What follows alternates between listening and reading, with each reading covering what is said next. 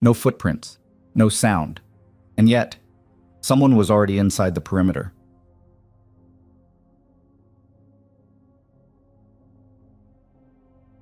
She slept with a rifle pressed against her ribs while the others mocked her as unstable. They thought she'd cracked, lost it, became the liability. But when dawn broke over Iron Hollow, the enemy infiltration team had vanished, retreated into the snow like ghosts who'd been caught mid-breath. They had been 3 seconds from disaster. And the soldier they had ridiculed all week? She was the only reason any of them were still breathing.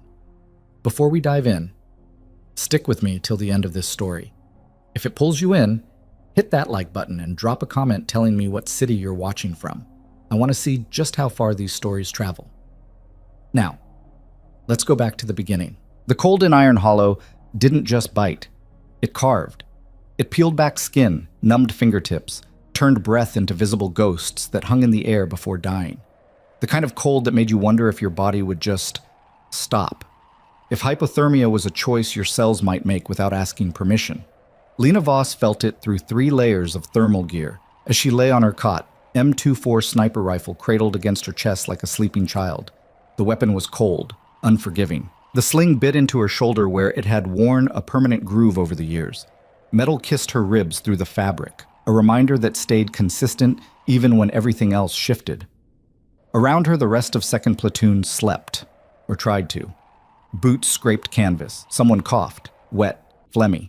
The tent smelled like unwashed bodies, gun oil, and the particular staleness that came from 12 soldiers breathing the same recycled air for 72 hours straight. Outside, wind screamed across the basin. Inside, Specialist Marcus Webb was staring at her again.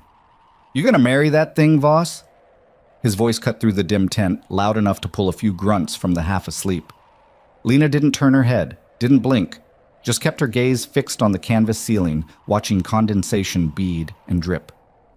"Already did," she said flatly. "You're invited to the reception. No +1. Someone snorted.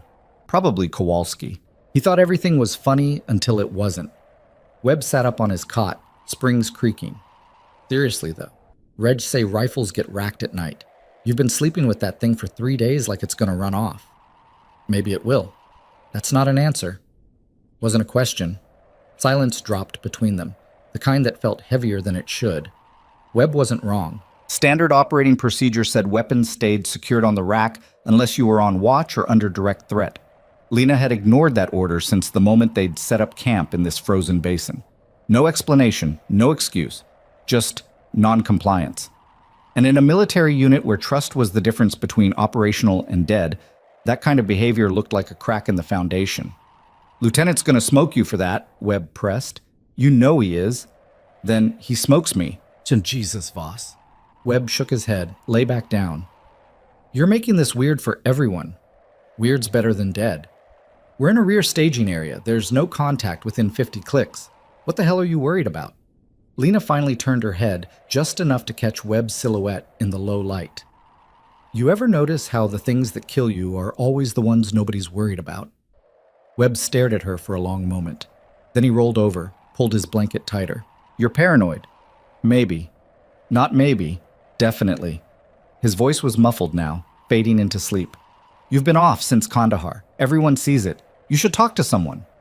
Lena didn't respond. What was there to say? That Webb was right? That Kandahar had rewired something fundamental in her brain, turned her into the kind of soldier who couldn't let go of a weapon even when logic said it was safe? Or that logic was a luxury you only got to enjoy until the moment it killed you? She closed her eyes, listened to the wind, and beneath it, just barely, she heard the thing that didn't belong. Lieutenant Carter Hale was 29 years old, West Point educated, and had the kind of clean-shaven confidence that came from never having been truly wrong about anything that mattered. He ran 2nd Platoon like a textbook, by the numbers, by the book, by the chain of command that had kept the U.S. Army functional for 2.5 centuries. Which meant Lena Voss was a problem. He found her the next morning outside the tent, field stripping her rifle in the snow. Her hands moved with mechanical precision, bolt out, barrel clear, chamber inspected. The kind of muscle memory that didn't require thought. "Voss?" She didn't look up. "Sir? You know why I'm here?" "Got a few guesses." Hale stopped a few feet away, hands on his hips. His breath fogged in the air between them. I've let it slide for 3 days. That's generous. You've been in long enough to know what secure your weapon means. I have secured it. Lena reassembled the bolt assembly, slid it home with a metallic click. Just not where you want it. That's not how this works. Respectfully, sir, it's how I work. Hale's jaw tightened. He was used to soldiers who pushed back with attitude, sarcasm, even outright defiance. But Lena wasn't doing any of that. Her tone was calm, professional, which somehow made it worse.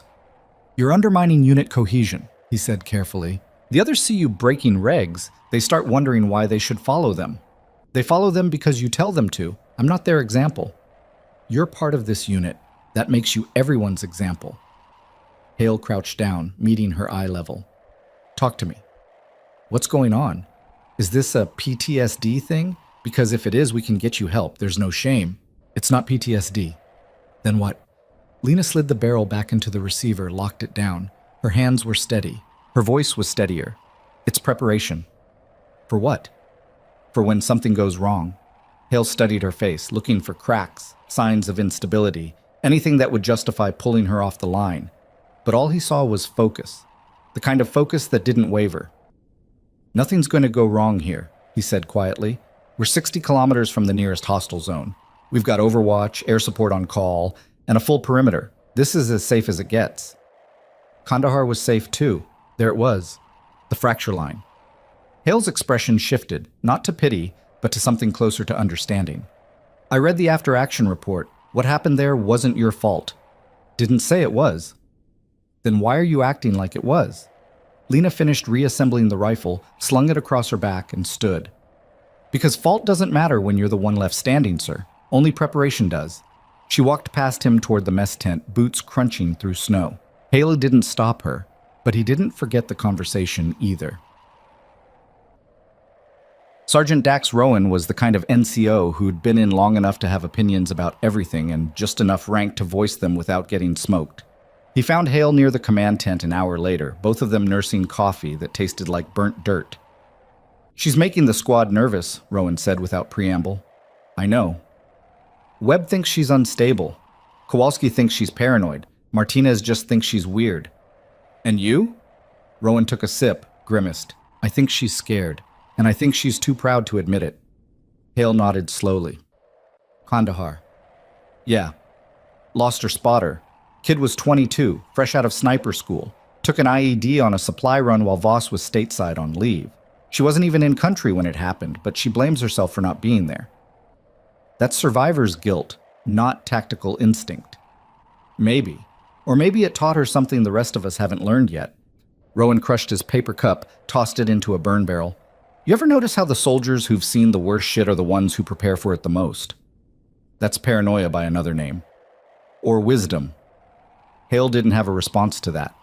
They stood in silence, watching snow fall across the basin. Iron Hollow looked peaceful, almost serene. The kind of place where nothing bad could happen because nothing ever did. You filing a report? Rowan asked. Not yet. But you're thinking about it. I'm thinking about a lot of things. Hale turned toward him. If she doesn't comply by tomorrow night, I'm pulling her off watch rotation. Can't have a soldier who won't follow basic orders. Even if she's your best shooter? Especially if she's my best shooter. Because if she breaks, she takes everyone with her. Rowan nodded slowly. Your call, LT. But as he walked away, he couldn't shake the feeling that Hale was solving the wrong problem. Night fell like a curtain. The temperature dropped another 15 degrees. Ice formed on the inside of the tent walls. Breath turned to frost on beards, eyebrows, the exposed skin around necks and wrists. Lena lay on her cot, rifle against her chest, eyes half open. Around her, the platoon settled into sleep. Webb was snoring. Kowalski muttered something about his ex-wife. Martinez shifted, blanket rustling. Outside, the wind howled, and beneath it, silence. Not the absence of sound, the wrong kind of silence. Lena's eyes snapped fully open. She didn't move, didn't shift, just listened. The dogs. Iron Hollow had a small contingent of working dogs, German shepherds trained for patrol and detection. They'd been barking intermittently all week, startled by wind or wildlife or their own shadows. Tonight? Nothing. Lena's pulse ticked up. Not panic, just awareness. She sat up slowly, carefully, keeping the rifle sling from clinking. Across the tent, nobody stirred. They were all deep in that heavy sleep that came from exhaustion and cold. She slipped out of her cot, boots already laced, and moved toward the tent flap. "Where are you going?" The voice was quiet, controlled. Lena turned to see Rowan sitting up on his cot, watching her. "Perimeter check," she whispered. "That's not your watch." "Can't sleep." Rowan studied her for a moment, then he lay back down. "Don't do anything stupid." Define stupid. "Anything that makes me do paperwork." Lena almost smiled. "I'll keep that in mind." She slipped outside. The cold hit her like a physical force. Wind tore across the basin, carrying snow and horizontal sheets that stung exposed skin. Lena pulled her balaclava up, adjusted her rifle sling, and started moving along the perimeter. Iron Hollow was a natural depression surrounded by low ridges, defensible, sheltered, but also a potential trap if someone controlled the high ground. The camp was arranged in a rough circle, command tent at the center, squad tents radiating outward, vehicle park on the western edge, supply depot on the east. Sentries rotated every 4 hours. Right now, Private Chen was supposed to be on the eastern berm. Lena found him huddled behind a snow barrier, rifle across his lap, breath fogging his goggles. "Quiet night?" she asked. Chen jumped, swung his rifle halfway up before recognizing her. "Jesus, Voss, you trying to give me a heart attack?" "Just checking in. I'm fine, cold as hell, but fine." "You see anything?" "Like what?" "Anything." Chen shook his head. "It's dead out here. Even the wind sounds bored." Lena scanned the eastern ridge. Snow drifted in patterns, natural, chaotic, shaped by wind and gravity. Nothing stood out. Nothing looked wrong. But the dogs were still silent. "You hear the working dogs tonight?" she asked. Chen frowned. "Now that you mention it, no. That's weird. Those things bark at everything." "Yeah." "You think something's wrong?" Lena didn't answer. She was watching the snow. Not the surface. The pattern. Wind didn't blow in straight lines. It eddied, swirled, created random drifts and hollows. But there, just past the berm, maybe 40 meters out, the snow looked brushed. Like something had moved through it carefully, deliberately, trying to erase its passage, but not quite succeeding. "Chen." "Yeah?" "When's the last time you saw tracks out there?" "I don't know, hour ago, maybe 2. Hard to tell with the wind." "Any animal tracks?" "A few. Rabbits, maybe?" "Nothing big." Lena pulled her scope up, scanned the area. Thermal imaging showed nothing but cold ground and colder air, but thermal didn't catch everything, especially if someone knew how to mask their heat signature. "I'm gonna walk the line," she said. "Want company?" "Nah, stay on post. If you see anything at all, you radio it in immediately. Don't wait to confirm, just call it." Chen nodded slowly. "You're freaking me out a little, Voss." "Good. Freaked out keeps you alive." She moved east along the perimeter, boots crunching through snow, rifle ready but not raised. The wind covered most sound, which was both a blessing and a curse. She could move quietly. But so could anyone else. At the northeastern corner, she stopped. There. Faint. Almost invisible. But definitely there. A disturbance in the snow, too linear to be natural, too deliberate to be wind. It curved around a rock outcropping, disappeared into the gorge that cut through the eastern ridge. Lena crouched, examined it closer. No boot prints, no clear tracks, just compression. Like something heavy had passed through, careful to avoid leaving obvious marks. She keyed her radio. "Voss to command." Static crackled. Then Rowan's voice, sleep rough. "Go ahead." "I've got a potential disturbance on the eastern perimeter. Possible movement through the gorge." Pause. Define possible. Snow pattern's wrong. No tracks, but the drift looks brushed. Could be wind, could be something else. Another pause, longer this time. "You see anything on thermal?" "Negative." "Any sound?" "Negative." "So you've got wind-blown snow and a hunch." Lena felt the weight of that statement, how it sounded, how it looked, the paranoid sniper seeing threats in shadows. "Affirmative," she said quietly. "Copy. Stay on it. Report if anything changes." "Roger." The radio clicked off. Lena stayed crouched, watching the gorge. Wind howled through it, carrying snow in ghostly spirals. Nothing moved, nothing changed.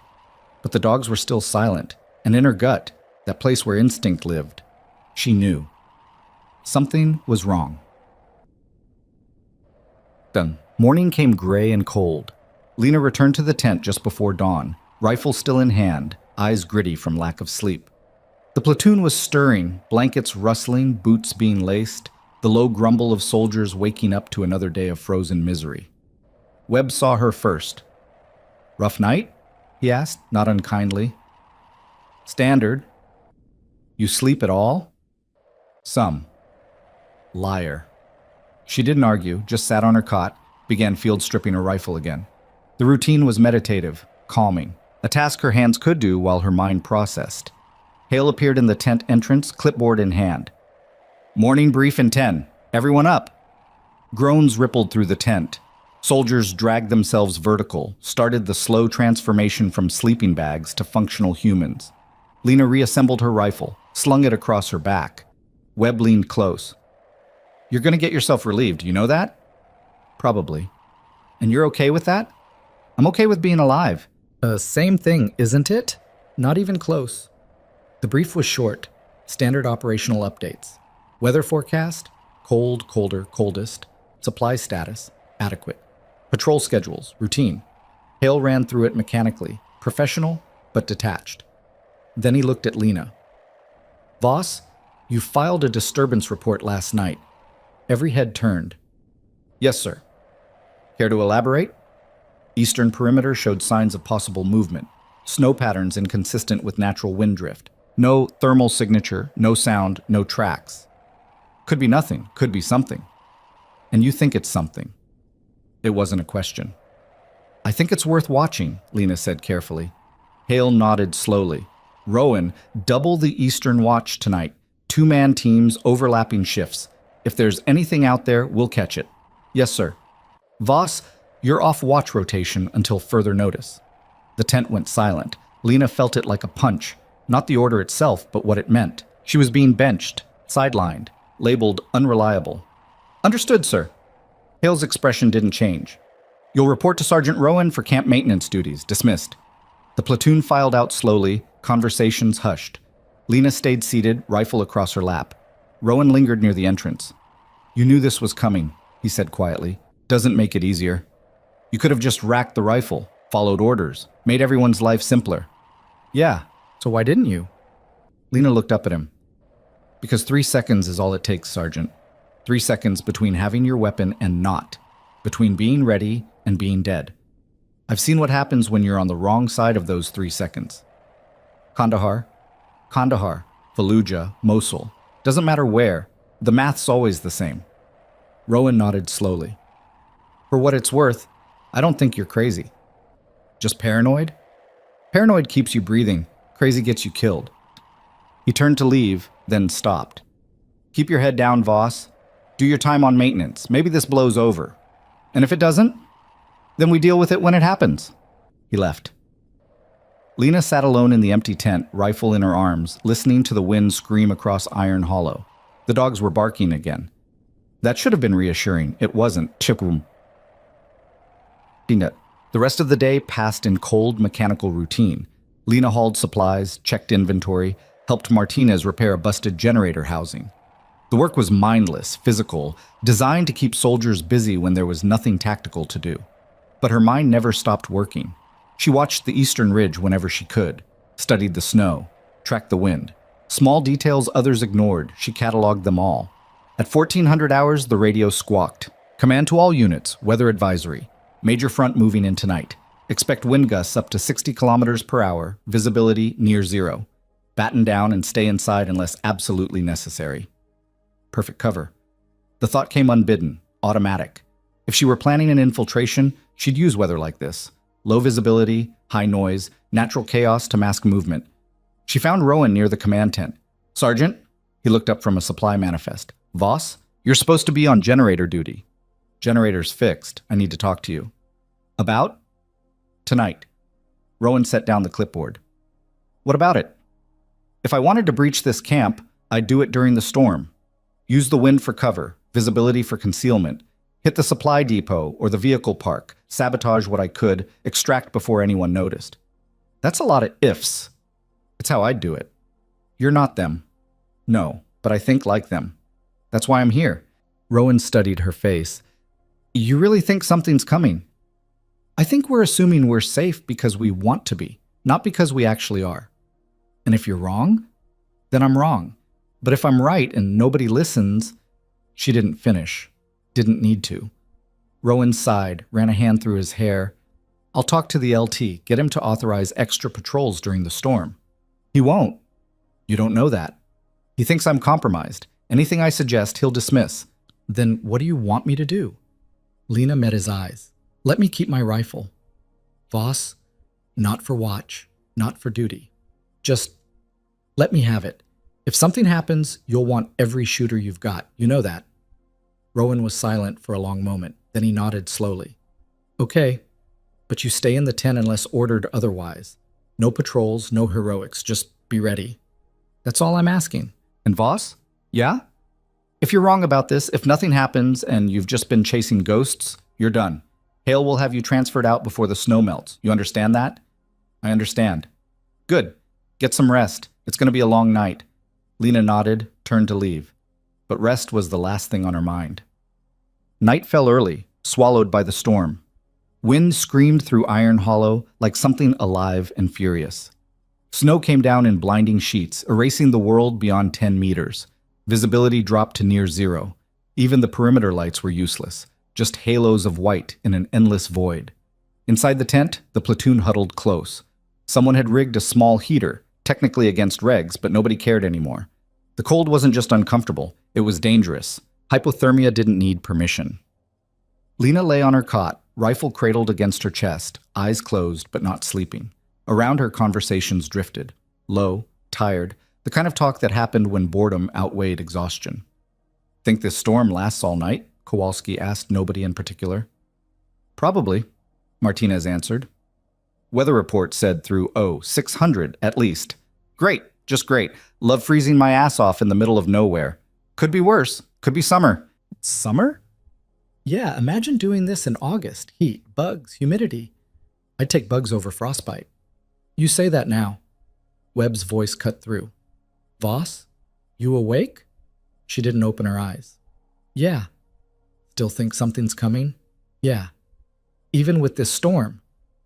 Especially with this storm. That's paranoid. That's tactical.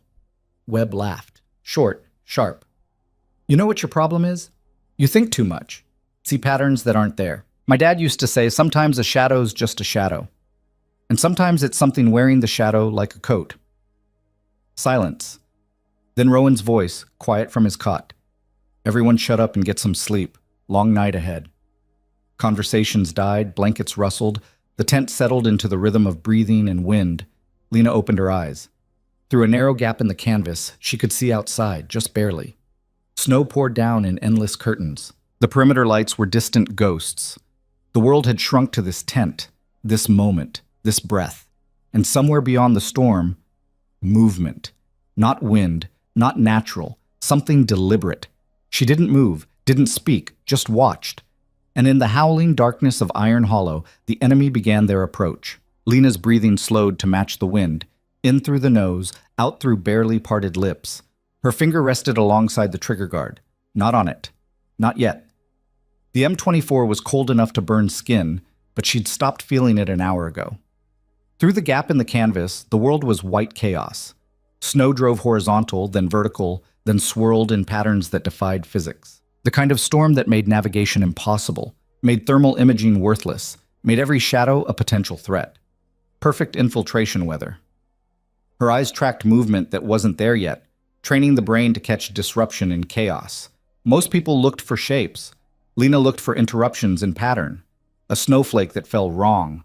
A drift that formed backward. Wind that paused when it shouldn't. There. Just for a second, maybe less.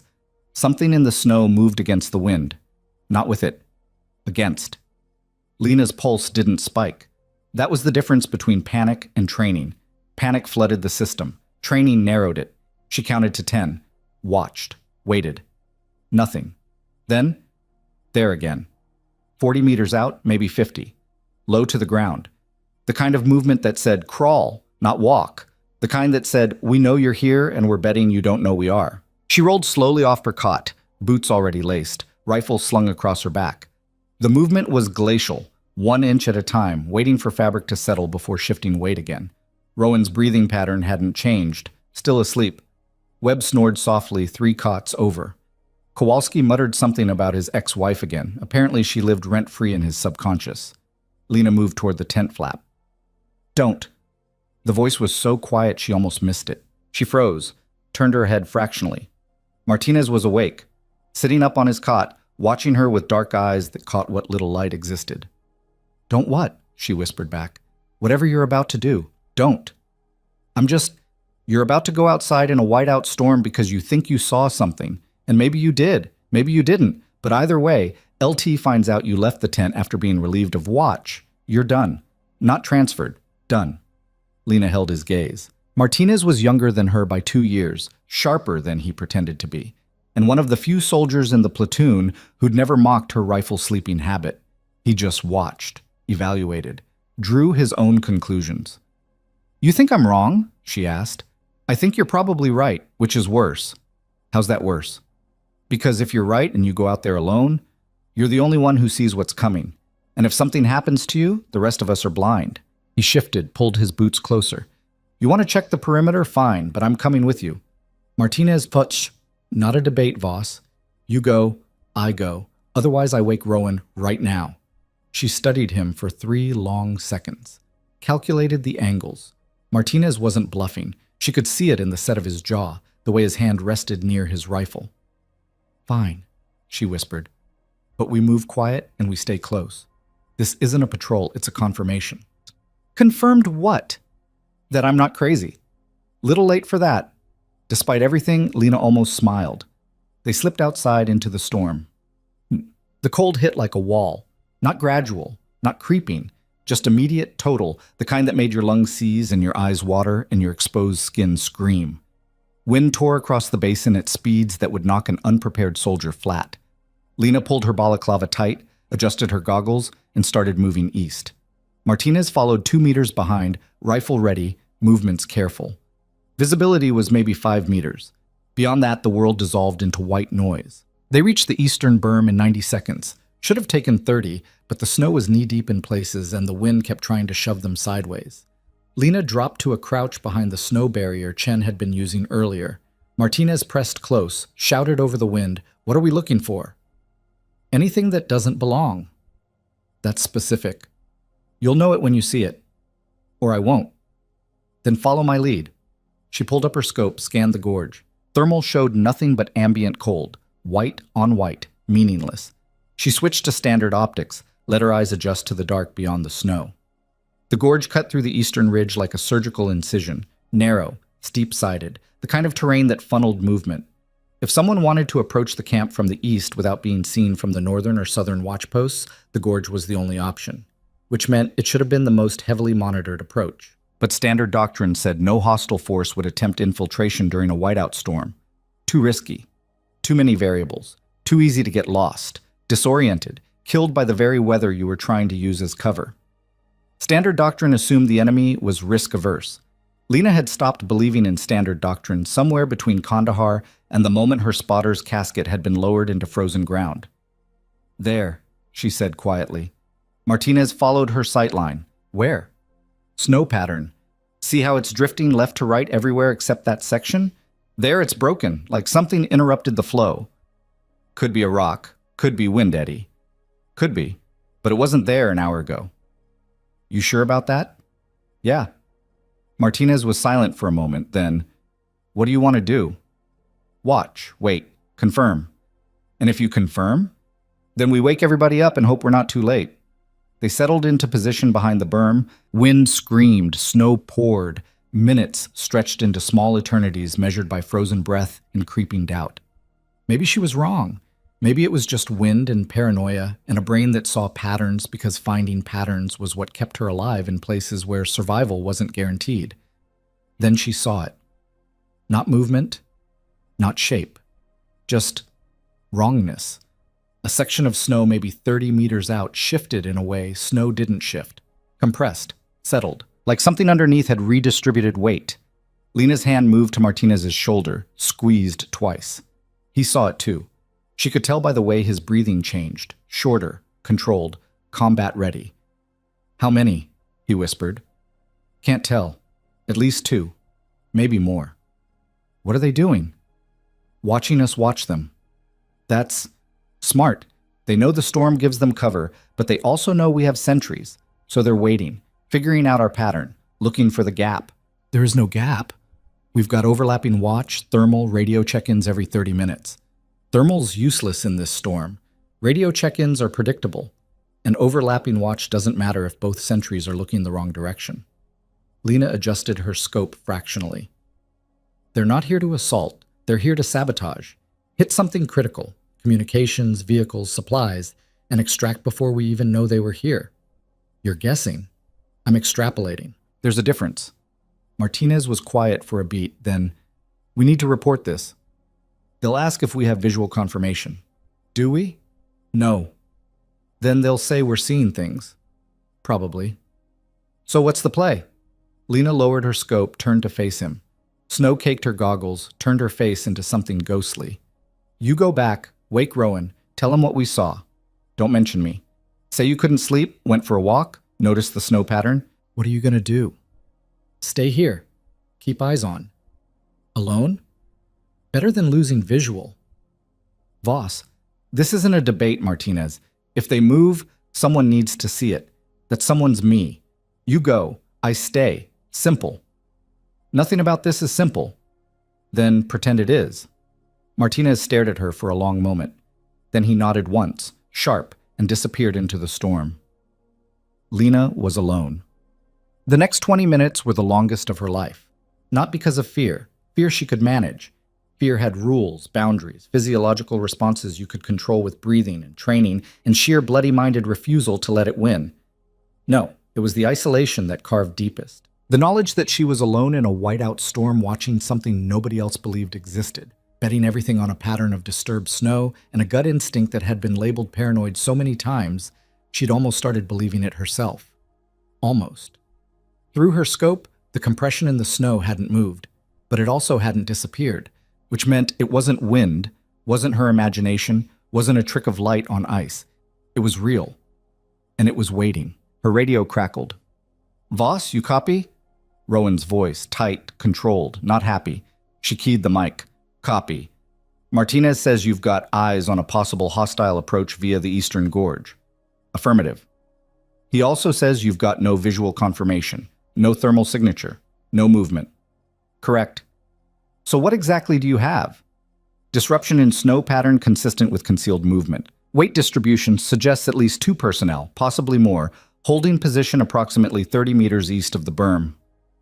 Silence on the other end. She could picture Rowan in the command tent, Hale beside him, both of them weighing her words against her history, her reliability, her recent behavior. "Stand by," Rowan said finally. The radio went dead. Lena kept watching. Wind howled. Snow fell. The compression in the drift remained exactly where it was, which was impossible if it was natural. Wind didn't hold patterns steady. Wind erased them. 5 minutes passed. Then 10. Her radio crackled again. "Voss, this is Lieutenant Hale." She keyed the mic. "Sir?" "I'm pulling you off the berm. Return to the tent immediately."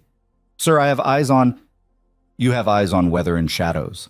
Martinez reported what you told him. I've got Chen and Kowalski moving to your position now to confirm. You're relieved. Return to the tent." "That's an order." Lena felt something cold settle in her chest, colder than the storm, colder than the weapon in her hands. "Sir, if I leave this position, we lose visual continuity. If they move during the transition, then Chen and Kowalski will see it. Move, specialist. Now." She wanted to argue. Wanted to explain that Chen and Kowalski didn't know what to look for, didn't have the training to read disruption in chaos, wouldn't see the threat until it was inside the perimeter.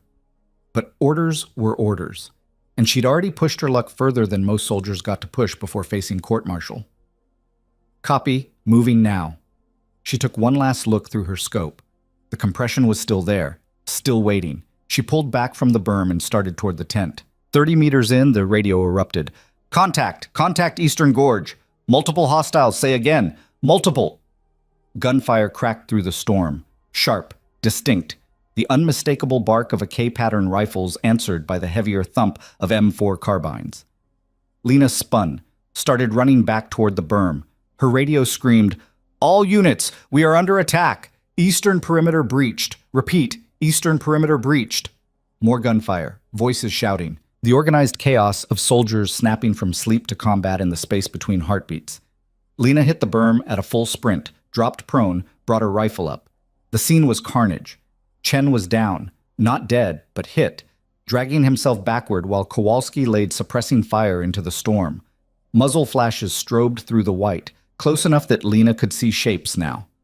5 figures in white camouflage moving with tactical precision through the gorge. Not random insurgents, not militia, professional soldiers. Lena's scope found the lead figure, center mass, controlled breathing, squeeze. The M24 barked once. The figure dropped. She cycled the bolt, found the second target, fired. Another drop. The remaining 3 scattered, returned fire. Rounds snapped past her position, punched into the snow barrier, forced her to duck. Kowalski was shouting into his radio, "We need support! We need support now!" Lena popped up, fired again. Missed. The wind had shifted, throwing her aim off by inches, enough to matter at this range. She adjusted, fired again. Hit. 2 left. They were retreating now, tactical withdrawal, bounding overwatch, the kind of discipline that spoke to serious training. They'd been compromised, outgunned, caught in a position they couldn't hold, but they'd also gotten closer than they should have. Close enough to see the camp layout, close enough to count tents, close enough to report back exactly what was here and how to hit it properly next time. Lena tracked the last 2 figures until they disappeared into the storm. Didn't fire. No clean shot, and wasting ammo on maybes was how you ran dry when it actually mattered. The shooting stopped. For 5 seconds, there was only wind. Then the camp exploded into motion. Hale appeared on the berm 60 seconds later, flanked by Rowan and half the platoon. His face was pale, tight, the expression of a man who'd just had his worldview kicked in the teeth. He saw Chen first, gut shot, conscious but fading, Martinez already working on him with a trauma kit. Then he saw the blood in the snow where Lena's targets had fallen. Then he saw Lena, prone behind the berm, rifle still trained on the gorge. "Sit rep," he snapped. Kowalski answered, voice shaking. 5 hostiles, eastern approach. Voss took down 3. Other 2 withdrew. Chen's hit bad.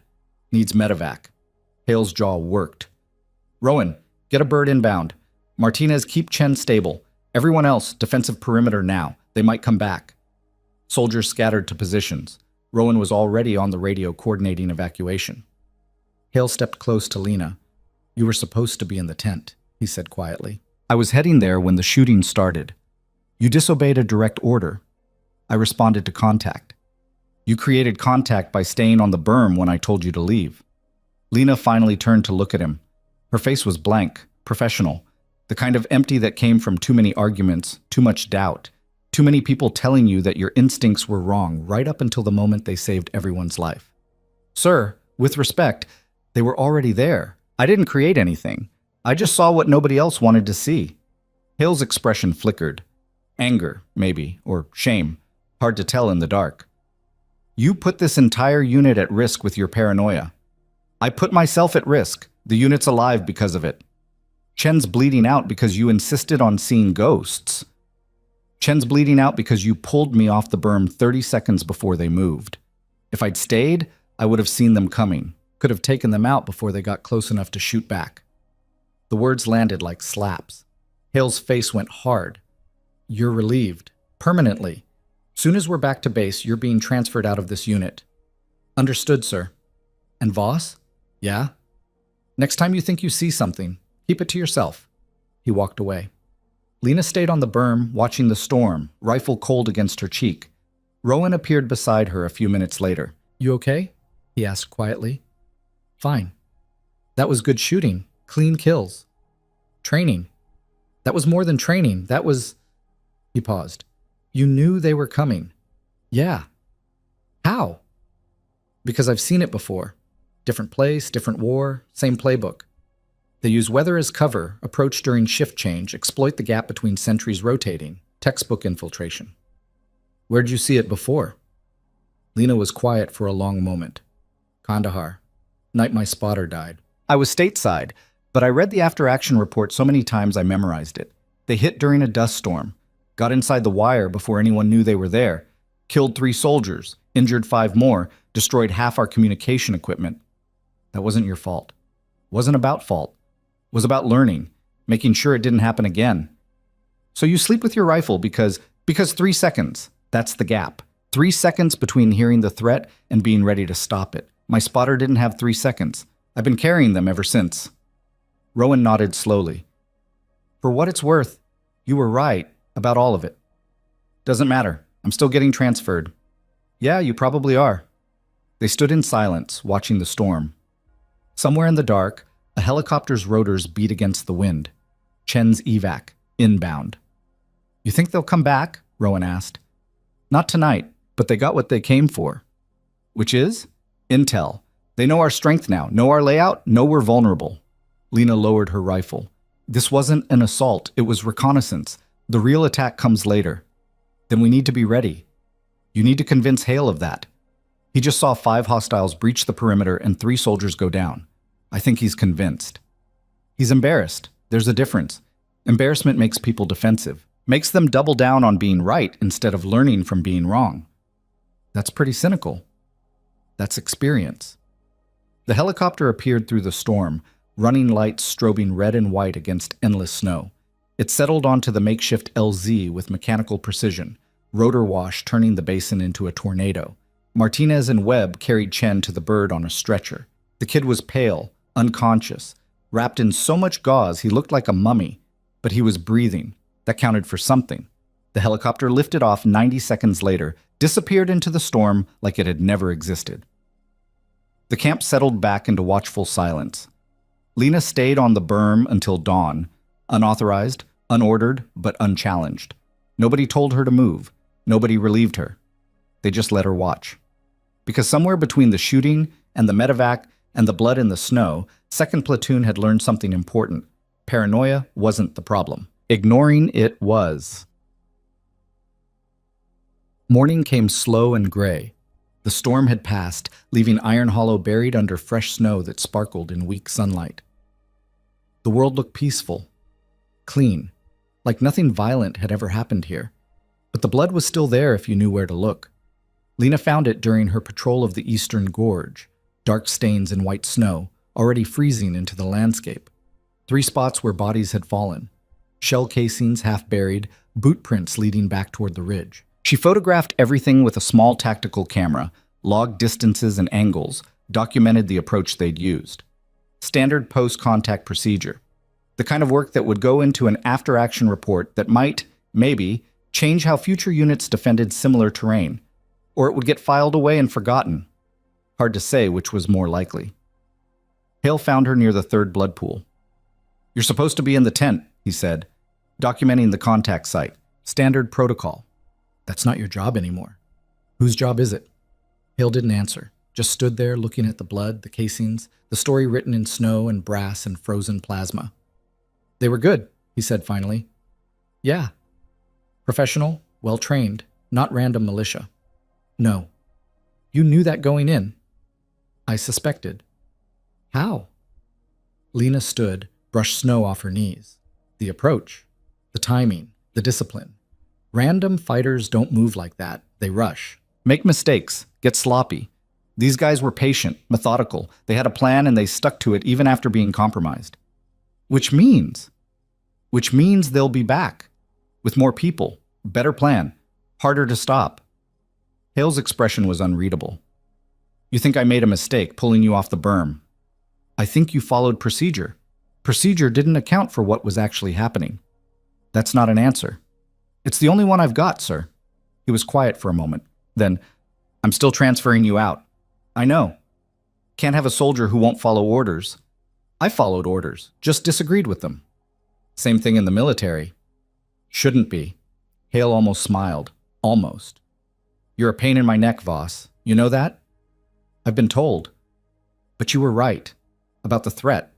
About the approach. About all of it. Doesn't change anything. No, it doesn't. He turned to leave, then stopped. For what it's worth. If I had 10 more soldiers like you, I'd probably court-martial half of them, but the other half would keep everyone alive. Is that a compliment, sir? It's an observation. He walked back toward camp, boots crunching through snow. Lena stayed in the gorge, finishing her documentation. The sun climbed higher. The temperature rose fractionally, from unbearable to merely miserable. Her radio crackled. "Voss, this is Rowan. You got a minute?" She keyed the mic. "Go ahead." "Command tent, now, and bring your rifle." She frowned. "Why?" "Just do it." The line went dead. Lena slung her rifle across her back and started toward camp. Something had changed. She could feel it in the air, the way soldiers looked at her as she passed. Not mockery, not suspicion. Something else. Something that felt uncomfortably close to respect. Munchet. The command tent was crowded. Hale sat at the center table, Rowan beside him. Webb, Kowalski, Martinez, the entire squad leadership packed into a space meant for half that number. They all looked up when Lena entered. "Close the flap," Hale said. She did. Hale gestured to an empty chair. "Sit." She sat, rifle across her lap, waiting. "We've got a problem," Hale began. "Chen's stable, but he's out for the duration. Sniper team's down to just you until we get a replacement spotter assigned." "Understood. But that's not the problem." He leaned forward, hands clasped. "I just got off sat phone with battalion. They analyzed the contact last night, reviewed the photos you took, ran the shell casings. And those weren't random insurgents. That was a Tier 2 enemy recon element, professional, well-funded, operating under someone with serious tactical experience." The tent went quiet. "Which means?" Martinez asked. "Which means last night wasn't a probe. It was target acquisition. They're planning something bigger, and Iron Hollow is right in the middle of it." Lena felt ice settle in her gut. "What's the play?" "Battalion wants us to hold position, says reinforcements are inbound within 48 hours. And until then? Until then, we dig in, fortify, prepare for a potential assault." Webb spoke up. "How many hostiles are we talking about?" "Unknown, but if they sent 5 for reconnaissance, the main force is probably 10 times that, maybe more." Kowalski swore under his breath. Rowan looked at Lena. "You've been saying this was coming. Now command agrees. What do you recommend?" Every head turned. Lena took a slow breath. This was the moment, the pivot point, where she stopped being the paranoid outlier and became something else. "We reinforce the eastern approach," she said carefully. "That's their preferred avenue. They'll use it again. We layer defenses, wire, claymores, overlapping fields of fire. Make it a kill zone." "What about the other approaches?" Hale asked. "We can't defend everywhere equally. We don't have the manpower. So we make one approach so dangerous they're forced to choose another. Then we defend that one just as hard." "And if they split their force? Hit us from multiple directions? Then we're in trouble. But that requires coordination and communication. Every radio transmission is a chance for us to intercept. Every split element is weaker than the whole. We make them choose between efficiency and surprise." Hale nodded slowly. "What else?" "We rotate sentries every 2 hours instead of 4. Keeps people alert. Harder to pattern our watch schedule. And we run random patrols outside the wire. Not on schedule, not predictable. Just enough to make them think twice about getting close." "That's aggressive." "Aggressive keeps us alive. It also exposes our people." "Staying inside the wire exposes us too, just differently." Hale was quiet for a moment, thinking. Then he looked at Rowan. "Make it happen. Full defensive prep. Voss is tactical lead on eastern perimeter fortification." Lena blinked. "Sir? You heard me. You saw this coming when nobody else did. You've earned a voice in how we stop it." "I thought I was being transferred." "You are, after we survive the next 48 hours. He stood. "Everyone else, you've got your assignments. Move." The tent emptied quickly, soldiers filing out with purpose, momentum, the kind of energy that came from having a clear mission after days of uncertainty. Lena stood to leave. "Voss?" She turned. Hale was still seated, watching her. "Yeah? Don't make me regret this." "I'll try not to, sir." "And Voss?" "Sir?" "Thank you for not saying I told you so." She almost smiled. Day's not over yet. She left the tent. Outside, the camp was already transforming. Soldiers hauling wire, digging fighting positions, stacking ammunition. The kind of organized chaos that happened when people realized the thing they'd been ignoring was about to kick down the door. Martinez fell into step beside her. Congrats! You went from crazy to tactical genius in about 12 hours. I'm the same person I was yesterday. Yeah, but yesterday nobody was listening. And today? Today they don't have a choice. They walked toward the eastern berm in silence. The sun was climbing higher now, burning off the last of the storm clouds. The basin looked beautiful in the light, pristine, peaceful, the kind of place you'd want to visit if it wasn't also the kind of place that might kill you. Lena stopped at the berm, looked out across the gorge. Somewhere beyond the ridge, the enemy was regrouping, planning, preparing for the next move. And this time, when they came, she'd be ready. They all would. The quiet soldier who slept with her rifle wasn't quiet anymore. And Iron Hollow was about to learn what happened when you finally listened to the warning you'd been ignoring all along. The wire went up in sections, triple-strand concertina, razor sharp, strung between steel stakes driven deep enough that the frozen ground cracked like glass under the sledgehammer. Lena worked alongside Webb and Kowalski, hands raw despite gloves, breath fogging in air that still bit hard even with the sun climbing. How much you want to run out? Webb asked, feeding another coil from the spool. 50 meters depth minimum, Lena said. Layered. Make them choose between cutting through or going around. Either way, they're exposed longer. Kowalski grunted, hammering another stake. 50 meters is a lot of wire. 50 meters is what keeps them from walking straight to our tents. She's got a point, Webb admitted. He glanced at her. You really think they're coming back tonight? I think they're coming back when we least expect it, which means we expect it all the time. That's exhausting. So's dying. Webb laughed, short, sharp. You're cheerful today. I'm practical. They worked in silence for a while, the rhythm mechanical, stake, wire, tension, repeat. Around them, the rest of 2nd Platoon was transforming Iron Hollow into something that resembled a fortress. Fighting positions dug into the snow, sandbags stacked, ammo redistributed, fields of fire marked with range stakes every 25 meters. Martinez appeared with a crate of claymore mines. Where you want these? Lena straightened, surveyed the gorge. Stagger them along the wire line, 15-meter intervals. Overlap the kill zones so there's no gaps. That's going to shred anything that comes through. That's the idea. What if friendlies need to exit that way? Then they better remember where we put them. Martinez set the crate down, started pulling mines. You know, a week ago, everyone thought you were losing it. Now you're running the show. I'm not running anything, just making suggestions. Suggestions everyone's following. That's on them. Is it, though? He met her eyes. You've got this whole camp rewired in 6 hours. That's not suggestions. That's command. Lena didn't respond. Didn't know how to. Command wasn't something she'd asked for or wanted.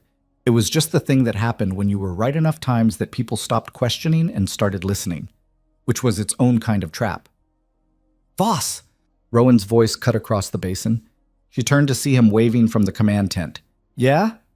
LT wants you, now. She handed her gloves to Webb. Finish the wire. Same pattern all the way to the northern boundary. You got it.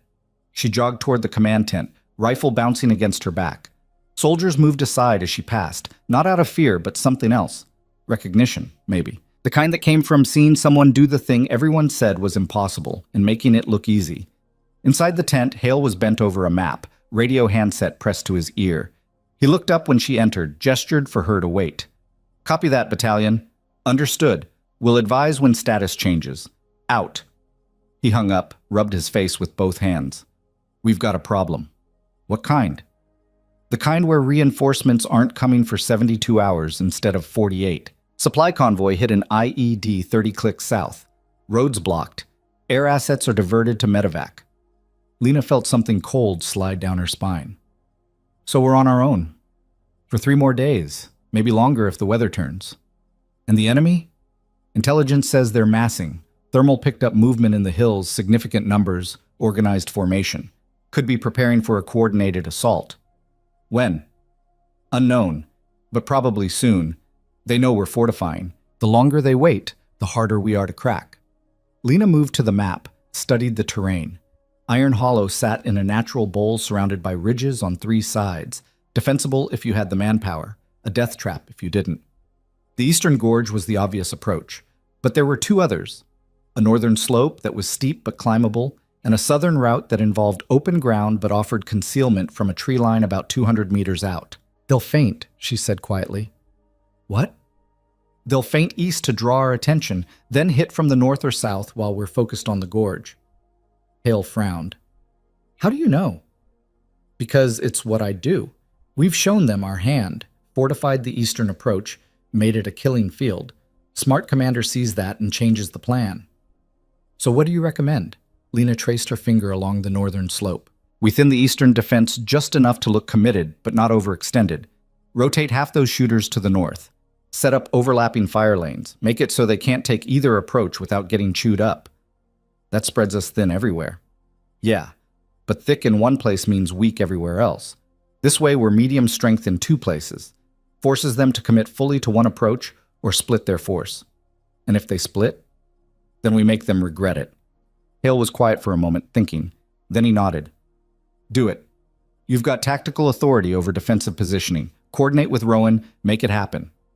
Sir, this isn't a debate, Voss. You saw this coming. You've been right about everything so far. I'm done second-guessing. He met her eyes. You wanted a voice. You've got it. Don't waste it. She nodded once, turned to leave. And Voss?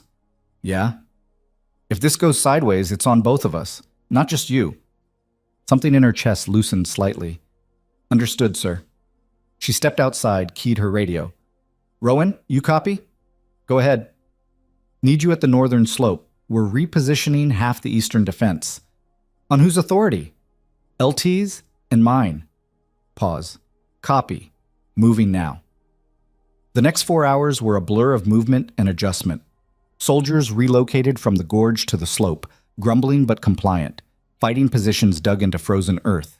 Range cards updated. Fire lanes designated. The camp shifted from a fortress facing one direction to a fortress facing two. It still wasn't enough. But it was better than nothing. By the time the sun started dropping toward the horizon, Lena's hands were numb and her back ached and her eyes felt like sandpaper. She'd been awake for 36 hours straight, running on coffee and adrenaline and the particular stubbornness that came from knowing if you stopped moving, you'd collapse. Martinez found her near the northern slope, checking sight lines. You need to sleep. I'll sleep when this is over. That's what people say right before they make mistakes. Then I'll make mistakes tired instead of rested. That's not how it works. It's how I work. He was quiet for a moment, then, You know everyone's looking at you different now, right? I noticed. Does it bother you? Depends what they're seeing. A soldier who gives a damn, who doesn't quit. Who's keeping them alive? Lena turned to face him. They're keeping themselves alive. I'm just pointing out where to look. That's leadership, Voss. That's survival. Maybe they're the same thing. Before she could respond, the radio crackled. All units, this is command. We've got movement on thermal. Multiple contacts, Eastern Ridge. Estimate 20 individuals. Approaching slowly. Could be recon. Could be advance element. All personnel to combat positions. This is not a drill. The camp exploded into motion. Soldiers grabbed weapons, checked magazines, sprinted to assigned positions. The organized chaos of a unit snapping from standby to combat ready in under 90 seconds. Lena ran toward the eastern berm, Martinez beside her. Webb was already there, prone behind the wire, rifle trained on the gorge. You see anything? She asked. Negative. Thermal's picking them up, but I've got nothing visual. How far out? 300 meters, maybe less. Hard to tell with the terrain. Lena dropped prone beside him, brought her scope up. Through the optics, the gorge was a maze of shadows and snow. Nothing moved. Nothing stood out. But thermal didn't lie. They're testing us, she said quietly. What? They're moving just close enough to trigger thermal, see how we respond, gauging our reaction time, our positioning. So what do we do? Nothing. Webb turned to look at her. Nothing? We don't fire, don't reveal our positions. Just watch. Let them think they're invisible. That's risky. So showing them where all our shooters are. Webb hesitated, then nodded. Your call. Lena keyed her radio. All eastern positions, hold fire. Repeat, hold fire. Let them come. Wait for my signal. Acknowledgements crackled back one by one.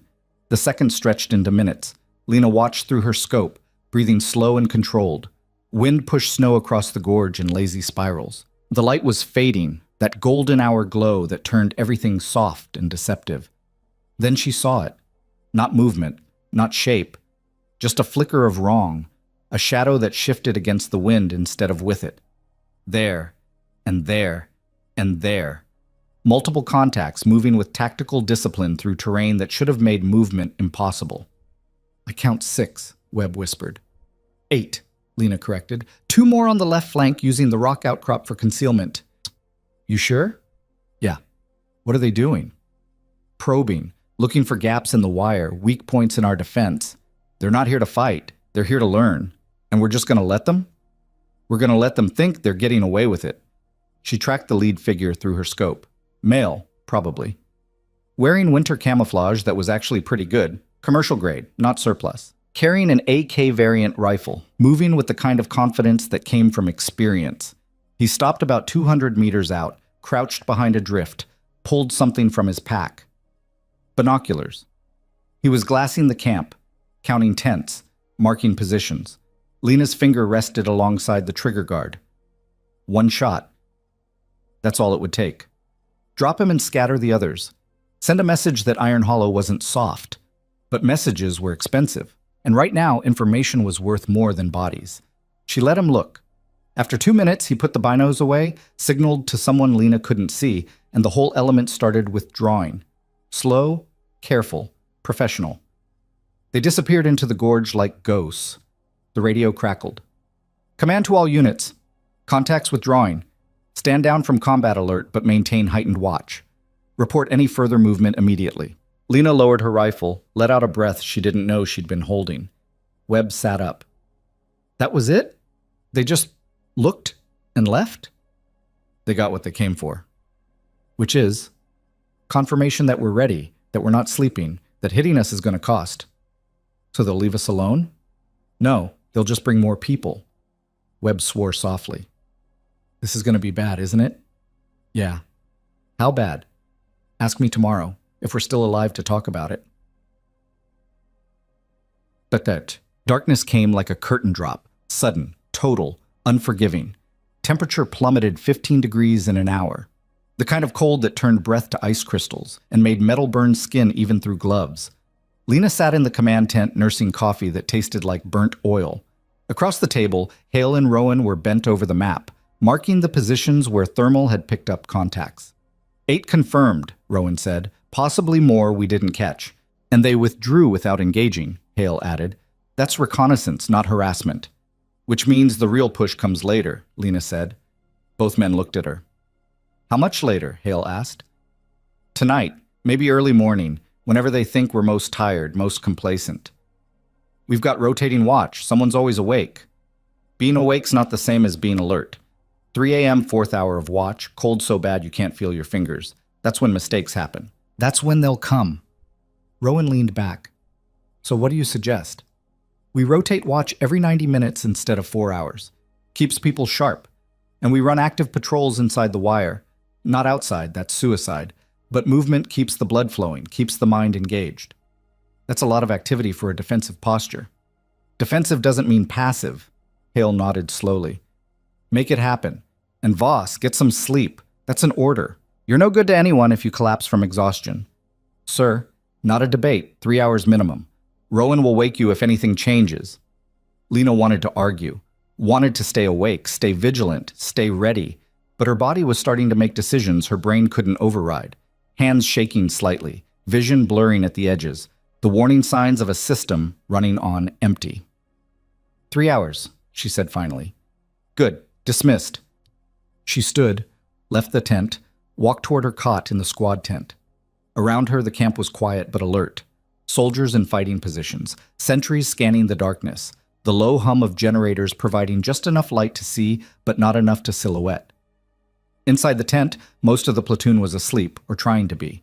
Martinez was awake, cleaning his rifle by headlamp. Thought you'd be up all night, he said quietly. LT ordered me to sleep. And you're actually listening? Trying to. She lay down on her cot, rifle beside her, always beside her, and closed her eyes. Sleep came in fragments. Shallow, restless, the kind where your brain never fully shuts down. She dreamed of Kandahar, dreamed of her spotter, kid named Jackson, 22 years old, couldn't grow a full beard, had a girlfriend back home who sent him letters that smelled like strawberry lip gloss. Dreamed of the moment she'd heard he was gone. Not even in combat. Just a supply run. Wrong place, wrong time, wrong outcome. She jolted awake 90 minutes later, pulse hammering. The tent was darker, quieter. Martinez was asleep now, headlamp off. Lena sat up, checked her watch. Oh, 2:37 hours. The witching hour. When human alertness bottomed out and mistakes multiplied, she grabbed her rifle, slipped outside.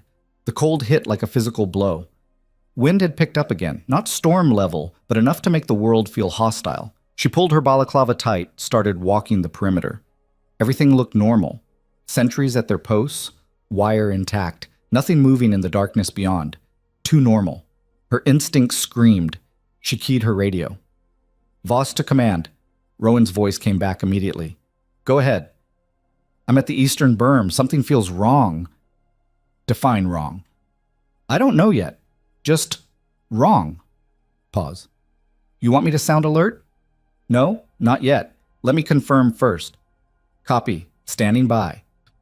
Lena moved along his wire line, scanning the darkness. Thermal showed nothing unusual. Standard optics showed even less. But the feeling wouldn't leave, that crawling sensation between her shoulder blades that said danger was close. She stopped, closed her eyes, just listened.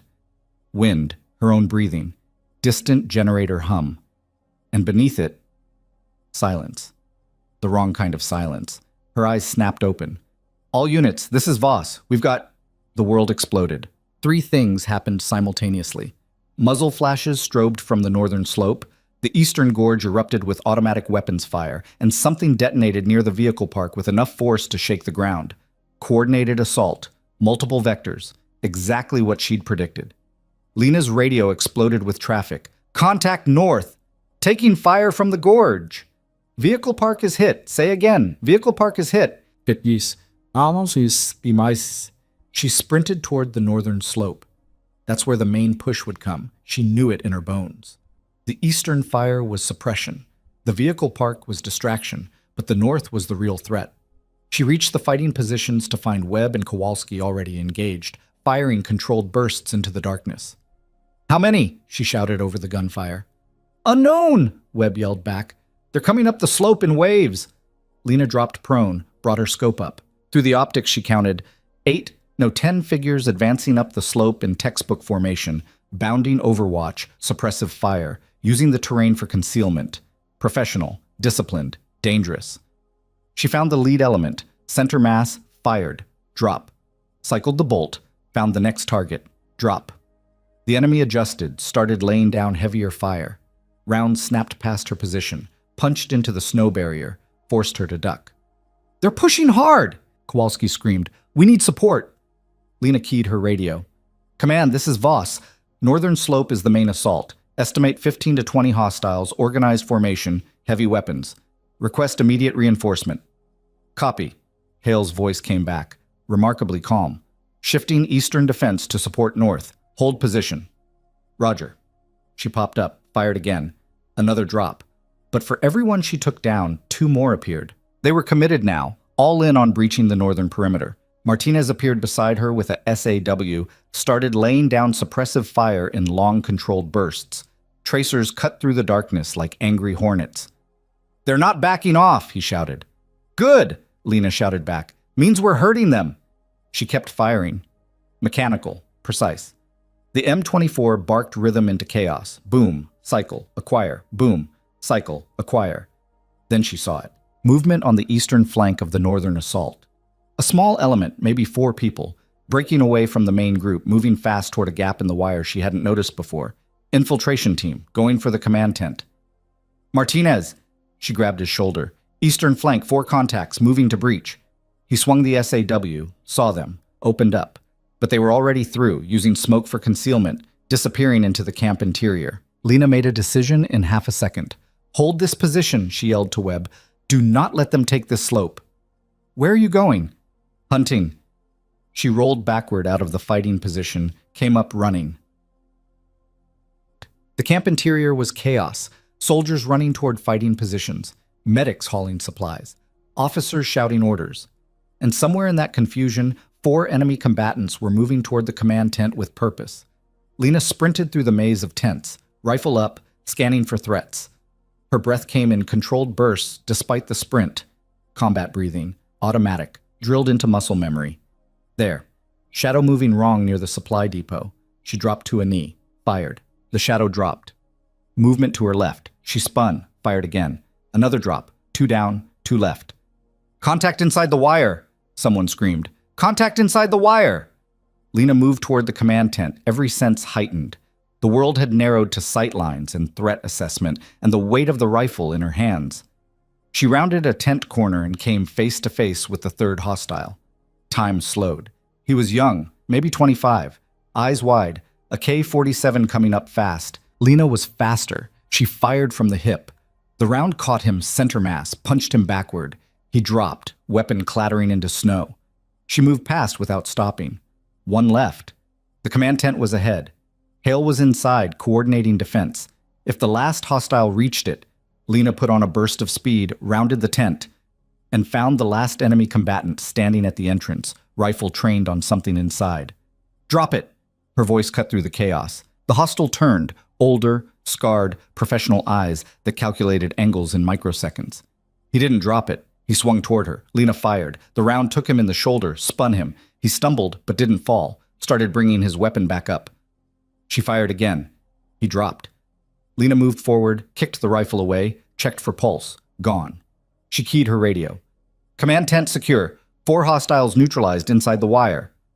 Copy, Rowan's voice came back. Northern assault is breaking. They're withdrawing. Eastern Gorge? Quiet. It was a feint, like you said. Vehicle park? Damaged, but operational. No casualties. Lena let out a breath, lowered her rifle. Around her, the camp was settling, gunfire tapering off, voices shifting from combat orders to damage assessment. The assault had lasted maybe 6 minutes total. It felt like an hour. Hale emerged from the command tent, face pale but steady. He looked at the body near the entrance, then at Lena. That was close, he said quietly. Too close. You stopped them. We stopped them. I just cleaned up the breach. That's not what I saw. He stepped closer. I saw you predict their approach, organize the defense, and personally eliminate 4 hostiles who made it inside our wire. That's not cleaning up. That's command. Lena didn't know what to say to that. Martinez appeared, breathing hard. Northern slope is clear. Webb's doing body count now. Looks like we dropped at least 10, maybe more. And our casualties? Hale asked. 3 wounded, none critical. They're with the medics now. Could have been worse, Rowan said, joining them. Could have been over, Lena said quietly. If they'd reached the command tent, if they'd killed leadership, the whole defense would have collapsed. But they didn't, Hale said firmly. Because you stopped them. She met his eyes, saw something there that hadn't been before. Not gratitude, not even respect, trust. Get some rest, Voss, he said. We'll debrief at first light. Sir, that's an order. You've earned it. She nodded, turned to walk away. And Voss? She stopped. About that transfer. Yeah? I'm canceling it. You're staying with 2nd Platoon. Something in her chest unclenched. Understood, sir. Now get out of here before I change my mind. She walked through the camp in a daze. Soldiers nodded as she passed. Some called out thanks. Martinez fell into step beside her. You okay? He asked. Yeah. You don't look okay. I will be. They reached the squad tent. Most of the platoon was still at fighting positions, but a few were inside, checking gear, processing what had just happened. Webb looked up when she entered. Heard you went full Rambo on those infiltrators. It wasn't like that. 4 hostiles, 4 kills. That's pretty Rambo. It was necessary. It was impressive. Lena sat on her cot, started field stripping her rifle. The routine was calming, familiar. Her hands knew the movements even when her brain was still catching up. Can I ask you something? Webb said. Sure. Why'd you do it? Stay on watch when Hale ordered you to the tent. Keep pushing when everyone thought you were paranoid. Risk your career on a hunch. Lena was quiet for a long moment, hands working the bolt assembly automatically. You ever lose someone who didn't have to die? She asked finally. Yeah, everyone has. Then you know. You know what it feels like to think if I'd just been there, or if I just said something, or if I just listened to the thing that felt wrong. That feeling doesn't go away. It just stays. Lives in your chest. Reminds you every single day that preparation matters, that 3 seconds matters. Your spotter. Yeah. It wasn't your fault. I know. But knowing doesn't change the fact that he's gone and I'm here. So I carry it. The weight. The responsibility. The refusal to let it happen again, if I can help it. She looked up at him. That's why I sleep with my rifle. That's why I don't rack it. That's why I can't stop being the person everyone thinks is paranoid. Because paranoid is just another word for prepared. And prepared is what keeps people alive. Webb nodded slowly. For what it's worth, I'm glad you're paranoid. Me too. She finished reassembling the rifle, lay back on her cot, weapon across her chest. Outside, the camp was settling into watchful quiet. Sentries at posts, medics tending wounded, officers tallying damage and writing reports that would work their way up chains of command until they became statistics in someone's database. But here, in this tent, in this moment, they were still alive. All of them.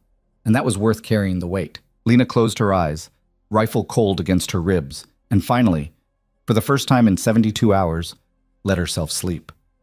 Outside, in the frozen darkness of Iron Hollow, the enemy was gone. But the night wasn't over yet. Sleep lasted 90 minutes before the tent flap opened, and Rowan's voice cut through the darkness. Voss, up. Command wants you. She was awake instantly, not the groggy half-awareness of civilian sleep, but the sharp snap of a soldier who'd learned that the transition from unconscious to combat-ready could mean the difference between alive and dead. Her hand found the rifle before her eyes fully opened. What happened? She asked, sitting up. Nothing, yet. But battalion's on the sat phone, and they want to talk to you specifically. Why? Don't know. Hale didn't say. Just said, get you to the command tent 5 minutes ago. Lena pulled on her boots, grabbed her rifle, followed Rowan into the pre-dawn cold. The sky was that particular shade of dark blue that meant sunrise was coming but hadn't committed yet. Around them, the camp was quiet, but alert. Sentries still at posts, the occasional cough or boot scrape the only sounds beyond wind. Inside the command tent, Hale stood with the sat phone handset pressed to his ear, face tight with whatever he was hearing. He saw Lena enter, gestured for her to wait. Yes, sir. Understood. She's here now. He held out the handset. Colonel Brennan, battalion commander, wants to talk to you directly. Lena took the phone, felt every eye in the tent on her. Specialist Voss, sir. The voice that came back was older, rougher, the kind that had been shouting orders for 30 years and didn't waste words. Voss, I've been reading Lieutenant Hale's after-action report from last night's engagement. Says you predicted the assault vector, organized the defense, and personally neutralized 4 hostiles who breached the wire. That's accurate, sir. Also says you've been sleeping with your rifle for a week, ignored direct orders to rack it, and were nearly transferred out for insubordination. That's also accurate. And now Hale's recommending you for a commendation. Bronze Star, possibly. Wants to keep you on as tactical advisor for defensive operations. Lena glanced at Hale. He was watching her with an expression she couldn't quite read. I wasn't aware of that, sir. Well, now you are. Here's my question, Specialist. Are you a tactical genius or just lucky? The question hung in the air like a grenade with the pin pulled. Neither, sir, Lena said carefully. I just pay attention to the things most people ignore. And what things are those? Patterns, disruptions. The way snow drifts when it shouldn't. The way silence sounds when it's wrong. Small details that don't make sense until you put them together. That's tactical observation. Where'd you learn it? Kandahar, Fallujah, Mosul. Every deployment where staying alive meant noticing the thing that didn't belong before it killed you. Brennan was quiet for a moment. Lieutenant Hale says you lost your spotter in Kandahar. IED on a supply run. Yes, sir. And you blame yourself even though you weren't in country when it happened. I don't blame myself, sir. I just learned from it. How so? 3 seconds. That's the gap between being ready and being dead. My spotter didn't have 3 seconds, so I carry mine with me, all the time, ready or not. Another pause. Then, Hale wants you promoted to sergeant. Wants you running defensive operations for his platoon. Lena felt her breath catch. Sir, I'm not qualified. Don't give me that. I've read your file. Marksman badge, combat action badge, 2 deployments, top of your class at sniper school. You're overqualified if anything. The question is whether you want it. Did she? Want the responsibility, the weight, the expectation that came with being the person everyone looked to when things went wrong? No. But did she want soldiers dying because nobody was paying attention to the details that mattered? Even less. I want to do the job that needs doing, sir. That's not an answer. It's the only one I've got. Brennan laughed, short, sharp. Fair enough. Here's what's happening, Voss. Reinforcements arrive at Iron Hollow in 6 hours. You're being attached to battalion intelligence as a tactical consultant. Your job is to teach other units how to see what you see, how to read terrain, predict threats, notice the things that don't belong. Sir, I'm a sniper, not an instructor. You're whatever I need you to be, and right now I need someone who can keep soldiers alive by teaching them to stop ignoring their instincts. He paused. You have a problem with that? No, sir. Good. Put Hale back on. Lena handed the phone back. Hale took it, listened for 30 seconds, said, "Yes, sir," twice, and hung up. The tent was silent. Then Rowan spoke. So, tactical consultant. That's a hell of a promotion from paranoid sniper everyone wants to transfer. I'm still the same person I was yesterday. Yeah, but yesterday nobody was listening. Hale cleared his throat. Voss, a word. Outside. She followed him into the cold. Sunrise was starting now, faint gold bleeding across the eastern horizon, turning the snow from blue to pink to white. It would have been beautiful if the basin wasn't still littered with shell casings and blood. Hale walked a few meters from the tent, stopped, turned to face her. I owe you an apology, he said. Lena blinked. Sir, I misjudged you. Called you paranoid when you were prepared. Threatened to transfer you when I should have been listening. Nearly got this entire platoon killed because I was too focused on following procedure instead of following instinct. He met her eyes. I'm sorry, that was poor leadership on my part. Sir, you were doing your job, following regulations, maintaining unit cohesion. That's not poor leadership.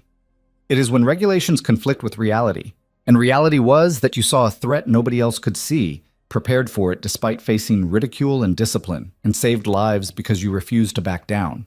He paused. That takes courage. More than I showed. Lena didn't know what to say. Apologies from officers were rare. Apologies that felt genuine were rarer still. Permission to speak freely, sir. Granted.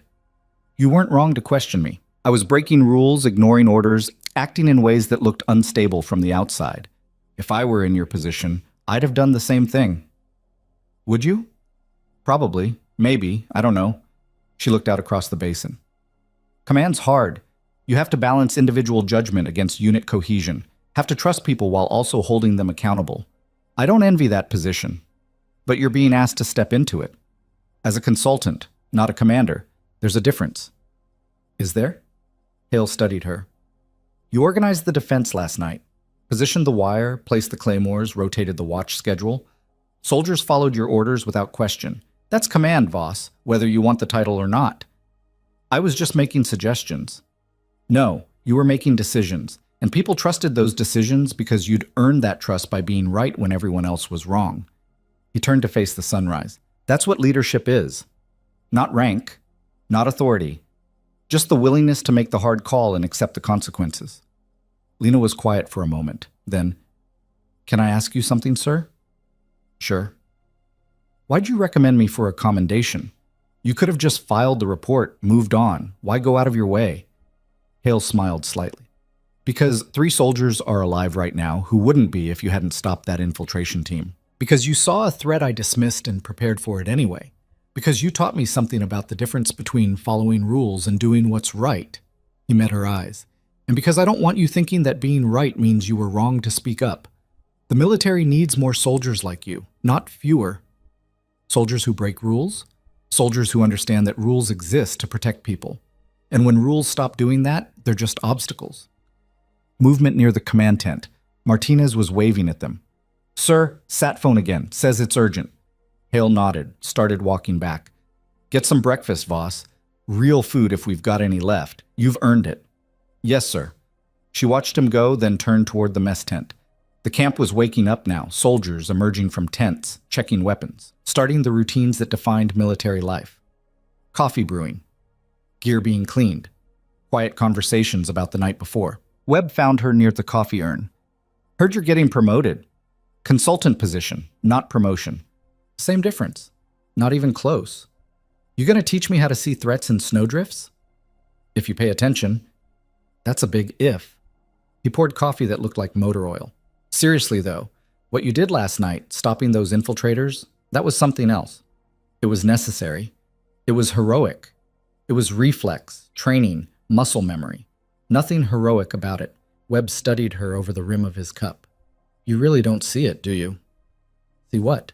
How everyone's looking at you different now, like you're someone they can count on, someone who gives a damn.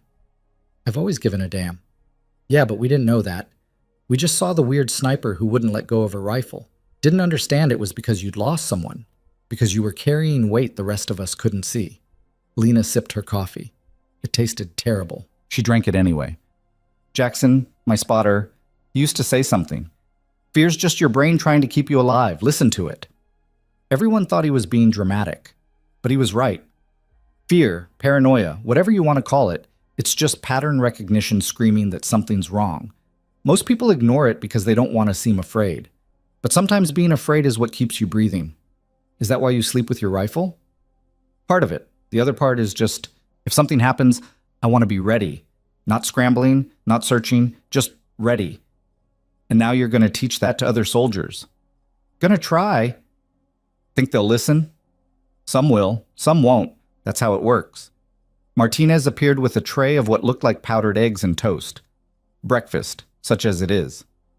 They sat at one of the folding tables, ate in silence for a while. Around them, the mess tent was filling up. Soldiers grabbing food, comparing notes about the night, processing what had happened in the way soldiers always did, with dark humor and careful distance. Kowalski dropped into the seat across from Lena. So, war hero, how's it feel? I'm not a war hero. You killed 4 enemy combatants in close quarters. That's pretty heroic. That's 4 people who were trying to kill my friends. Nothing heroic about it. Modest too. I like it. But he bit into toast that looked like cardboard. Seriously though, you think they'll come back? Yeah. When? When we least expect it, which means we expect it all the time. That's exhausting. So's dying. You said that before. Still true. Rowan appeared in the tent entrance. Voss, command tent, now. She stood, left her half-eaten breakfast, followed him outside. What's wrong? She asked. Nothing's wrong. Battalion Intelligence wants a video debrief. They're setting up the link now. A what? Video call. They want you to walk them through how you identified the threat, organized the defense, everything. Said they're building a training protocol based on your methodology. I don't have a methodology. Well, you're about to develop one. Inside the command tent, a laptop had been set up on the table, webcam aimed at an empty chair. On screen, a woman in her 40s with major's insignia and sharp eyes was waiting. Specialist Voss? She asked. Yes, ma'am. Major Sarah Reeves, Battalion Intelligence. I've read Lieutenant Hale's report and Colonel Brennan's summary. Impressive work last night. Thank you, ma'am. Walk me through it. Start with the moment you first suspected hostile activity. Don't leave anything out. For the next 40 minutes, Lena talked. Described the silent dogs, the brushed snow, the compression patterns that looked wrong, the way thermal didn't catch everything and why human observation still mattered. The major listened, asked pointed questions, took notes. When Lena finished, Reeves sat back. You're describing a sensory observation protocol that's not in any manual I've read. It's not in any manual, ma'am. It's just paying attention. To what specifically? Disruptions. Things that don't fit the pattern. Most soldiers are trained to look for threats, shapes, movement, obvious danger. But by the time you see obvious danger, you're already reacting instead of acting. The trick is seeing the threat before it becomes obvious. And how do you train that? I don't know if you can. Not formally. It's just exposure, experience.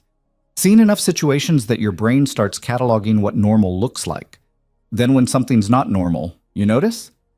But you notice things your entire platoon missed. Because I was looking for them. Everyone else was assuming we were safe. I was assuming we weren't. That's paranoia. That's preparation. Reeves smiled slightly. Fair point. Here's what I need, Specialist. I need you to document everything, every observation technique, every pattern you track, every detail you think matters. We're building a training module for defensive operations in hostile terrain. Your insights will be the foundation. Ma'am, I'm not an instructor. You are now. Colonel Brennan's orders. You'll be attached to battalion as a tactical consultant, rotating through platoons teaching defensive observation protocols. She paused. Unless you have an objection. Did she? Teaching meant taking what lived in her head, The instincts, the paranoia, the weight of carrying Jackson's memory and putting it into words other people could understand and use. Meant confronting the things she'd been doing automatically for years and making it systematic. But it also meant fewer soldiers walking into situations blind. Fewer Jacksons bleeding out because nobody saw the threat coming. No objection, ma'am. Good. You'll receive official orders within 24 hours. In the meantime, start documenting. Everything. I want a full tactical breakdown of last night's engagement by end of day. Yes, ma'am. The screen went dark. Lena sat in the silence, processing. Tactical consultant, training rotations, teaching soldiers to see what she saw. Hale was watching her. You okay? I don't know. Ask me in a week. For what it's worth, you'll be good at this, better than you think. How do you know? Because you give a damn. That's more important than any training manual. The tent flap opened, and Martinez stuck his head in. Sir, reinforcements are inbound. ETA 30 minutes. Copy. Get everyone ready to brief the incoming units. Martinez disappeared. Hale turned to Lena. You should be there when they arrive. Let them see the soldier who held this camp together. I didn't hold anything together. We all did. You led. There's a difference. I'm not a leader. You keep saying that, but everyone else seems to disagree.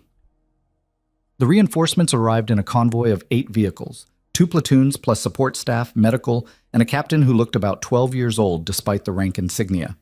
His name was Morrison, and he moved with the careful confidence of someone who'd read every manual but hadn't lived them yet. He found Lena near the eastern berm, examining the wire. Specialist Voss. She turned. Sir? Captain Morrison. I'm taking over defensive operations here. Heard you had quite a night. Yes, sir. Coordinated assault, multiple vectors. We held them off. So I've been told. Walk me through your defensive setup. For the next hour, Lena showed him everything. The wire placement, the claymore positions, the overlapping fields of fire, the observation points that gave the best sight lines into the approaches. Morrison listened, asked intelligent questions, took notes. When they finished, he stood looking out across the basin. This is solid work, specialist. Textbook, almost. It's practical, sir. Textbook gets you killed if the enemy doesn't follow the same book. Fair point. He turned to face her. I understand you're being reassigned to battalion intelligence. Yes, sir. Tactical consultant. That's a significant role. You comfortable with it? Not particularly, but I'll do it anyway. Morrison smiled. Honesty. I like that. Most specialists would just say, yes, sir, and hope for the best. Hope's not a strategy, sir. No, it's not. He extended his hand. Good luck, Voss. And thank you for keeping 2nd Platoon alive until we got here. She shook it. Just doing my job, sir. That's more than a lot of soldiers can say. He walked back toward the command tent, leaving Lena alone at the berm. She stood there for a while, watching the sun climb higher, burning off the last of the morning cold. The basin looked peaceful now. Hard to believe less than 12 hours ago it had been a war zone. Boots crunched in snow behind her. She turned to find Rowan. Transport's leaving in an hour, he said, taking you to Battalion HQ. Already? Colonel wants you there ASAP. Says there's 2 other units that need your assessment. Guess I don't get a break. Soldiers don't get breaks, just different assignments. He paused. You gonna miss this place? Iron Hollow? Not particularly. I meant 2nd Platoon. Lena was quiet for a moment. Yeah, I will. They're gonna miss you too. Even Webb. Especially Webb. Who else is he gonna mock? He'll find someone. He always does. Rowan looked out across the basin. For what it's worth, you changed this unit. Made us better. Made us pay attention to things we'd been ignoring. I just pointed out the obvious. No, you pointed out what everyone was missing because we didn't want to see it. That's different. That's valuable. He turned to face her. I've been doing this for 15 years. Seen a lot of soldiers come and go. Most of them are just names in a roster. But you? You're the soldier who sleeps with her rifle and sees threats nobody else can see. That's the kind of person who saves lives. Or gets court-martialed for insubordination. Sometimes it's both. He smiled. Take care of yourself out there, Voss, and don't let them turn you into something you're not. What am I? A soldier who gives a damn. Don't lose that. They walked back to camp together. The hour passed quickly. Saying goodbyes, packing gear, transferring files to Morrison's team. Martinez gave her a chocolate bar he'd been hoarding. Webb shook her hand and didn't make a single joke. Kowalski saluted, which was weird but somehow appropriate. Hale was the last. He met her near the transport vehicle. Got everything? He asked. Yeah. Good. He handed her a folder. Your commendation paperwork. Already filed with battalion. Should be official within a week. Sir, you didn't have to. Yeah, I did. You earned it. Don't diminish that. Thank you. Thank you, Voss, for teaching me something about the difference between being right and doing right. He extended his hand. It was an honor serving with you. She shook it. Same, sir. She climbed into the transport. The engine rumbled to life. Through the window, she watched Iron Hollow recede. The tents, the wire. The soldiers who'd gone from mocking her to trusting her in the span of a week. Her rifle rested across her lap. Cold. Familiar. Ready. The driver glanced at her in the rearview mirror. You really sleep with that thing? Yeah. That's dedication. That's survival. Same thing? Not even close. They drove in silence through terrain that looked exactly like every other frozen wasteland Lena had served in. White, hostile, beautiful in a way that could kill you if you stopped respecting it. Her phone buzzed. Text from a number she didn't recognize. Specialist Voss. Major Reeves. Attached are your new orders. Report to Battalion HQ by 1600 hours. 3 units need defensive assessment before week's end. Welcome to the team. 3 units. Different terrain. Different threats. But the same fundamental problem. Soldiers who didn't know what to look for until it was too late. She could fix that. Maybe. If they listened. And if they didn't? Then she'd be the paranoid consultant everyone wanted to transfer, just like she'd been the paranoid sniper everyone wanted to dismiss. Same story, different chapter. But this time, she'd have the weight of rank behind her, the authority to make people listen even when they didn't want to. She thought about Jackson, about the moment she'd heard he was gone, about the decision she'd made standing in a frozen field, holding a flag that used to cover his casket. Never again, not on my watch, not if I can help it. That decision had turned her into the soldier who slept with her rifle, who broke rules when rules meant death, who saw patterns nobody else could see because the alternative was watching people die preventable deaths.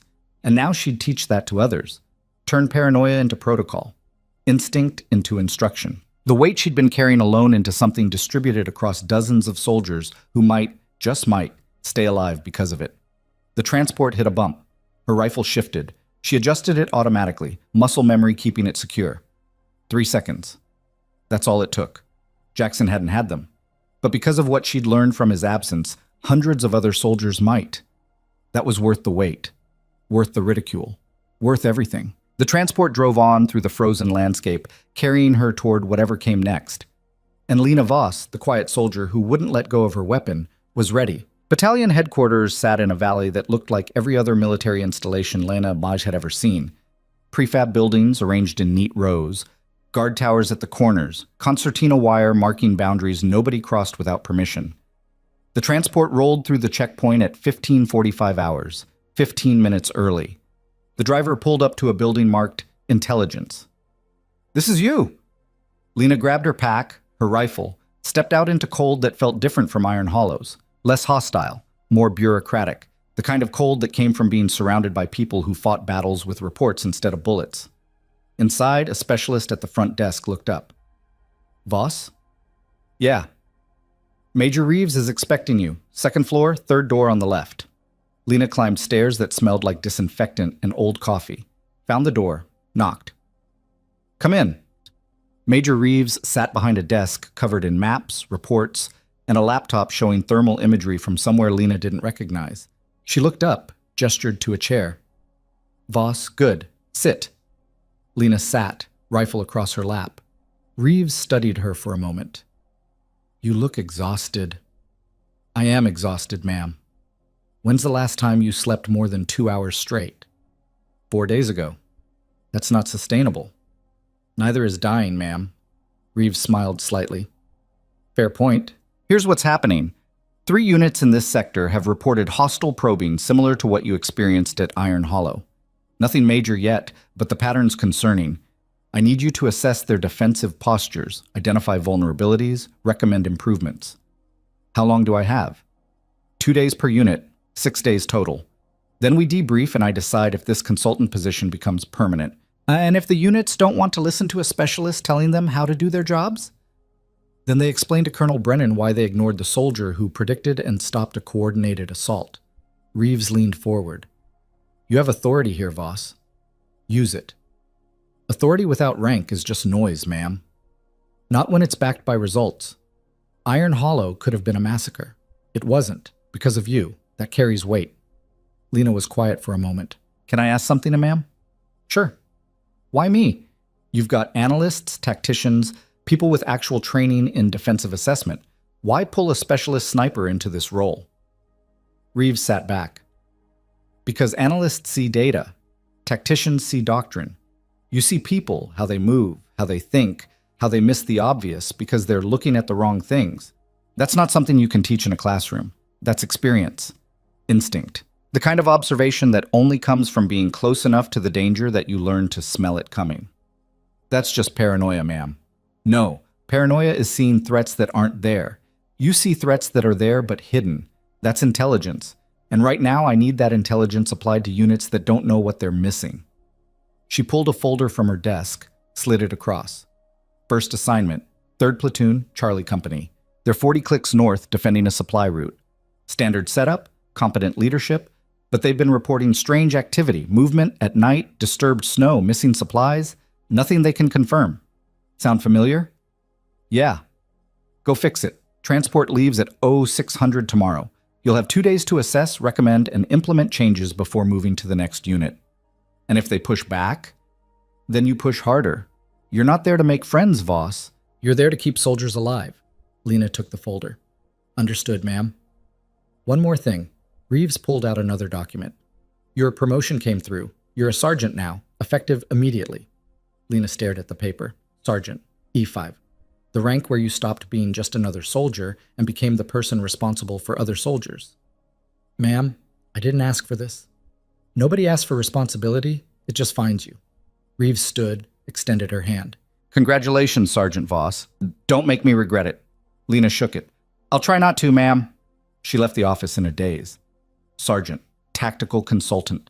6 days to prove she could do what Iron Hollow suggested she could. And if she failed, she pushed the thought away. Failure meant soldiers dying. That wasn't acceptable. A barracks had been assigned to her. Small room, single bed, desk, locker. Spartan, but private. She dropped her pack, set her rifle on the desk, sat on the bed. The weight of the day hit her all at once. The debrief, the promotion, the expectations, the pressure of being the person everyone suddenly believed in after weeks of being the person everyone wanted to dismiss. Her phone buzzed. Text from Martinez. Heard you made sergeant. Congrats. Don't let it go to your head. Then Webb. Sergeant Voss. Has a nice ring to it. Try not to be too responsible. Then Rowan. Proud of you. Now go teach those other units to stop being stupid. Even Hale. Well deserved. Make us look good. She typed back generic thank yous, then set the phone down. The room was quiet. Too quiet. The kind of silence that made you think too much about the things you'd rather forget. She picked up her rifle, started field stripping it. The routine was calming, familiar. Her hands knew the movements even when her brain was spinning. Bolt out. Barrel clear. Chamber inspected. Jackson used to say she had a ritual problem, called it obsessive. But he'd also trusted her with his life, which suggested he understood the difference between obsession and preparation. She wondered what he'd think of this, her becoming the person who taught others to see threats, turning the weight of his absence into something useful, probably make some joke, something about how paranoia finally paid off, how being the weird one was just early adoption of eventually standard practice. She finished reassembling the rifle, lay back on the bed with it across her chest. Tomorrow she'd start. 2 days per unit. 6 days total. 18 days if you counted travel and debrief. After that? Unknown. Maybe the consultant position became permanent. Maybe she went back to being just a sniper. Maybe something else entirely. But tonight, she was just a soldier in a quiet room, holding a rifle that had become more familiar than most people, trying to figure out how to turn instinct into instruction. She closed her eyes. Slept for 6 hours straight, the longest stretch in a week. 3rd Platoon's camp sat on a low ridge overlooking a supply route that looked exactly like every other supply route Lena had ever seen. Dirt road, thin tree coverage, open sight lines that made convoy movement visible for kilometers. Lieutenant Marcus Green met her at the perimeter. Early 30s, infantry background, the kind of officer who'd earned his commission the hard way. Sergeant Voss? Yes, sir. Lieutenant Green, militarystories. Welcome to our little corner of nowhere." He gestured toward the camp. "Major Reeves said you're here to assess our defensive posture." "That's correct, sir." "And you're qualified to do this because—" There it was. The skepticism. The question behind the question, "Who the hell are you to tell me how to run my platoon?" "Because I predicted and stopped a coordinated assault at Iron Hollow 6 days ago, sir, using observation techniques that aren't in any manual." Green's expression shifted slightly. "I heard about that. Impressive work. Thank you, sir. But this isn't Iron Hollow. We've got different terrain, different threats, different tactical considerations. Which is why I'm here, sir, to assess your specific situation and provide recommendations tailored to it." He studied her for a moment. "Fair enough. What do you need?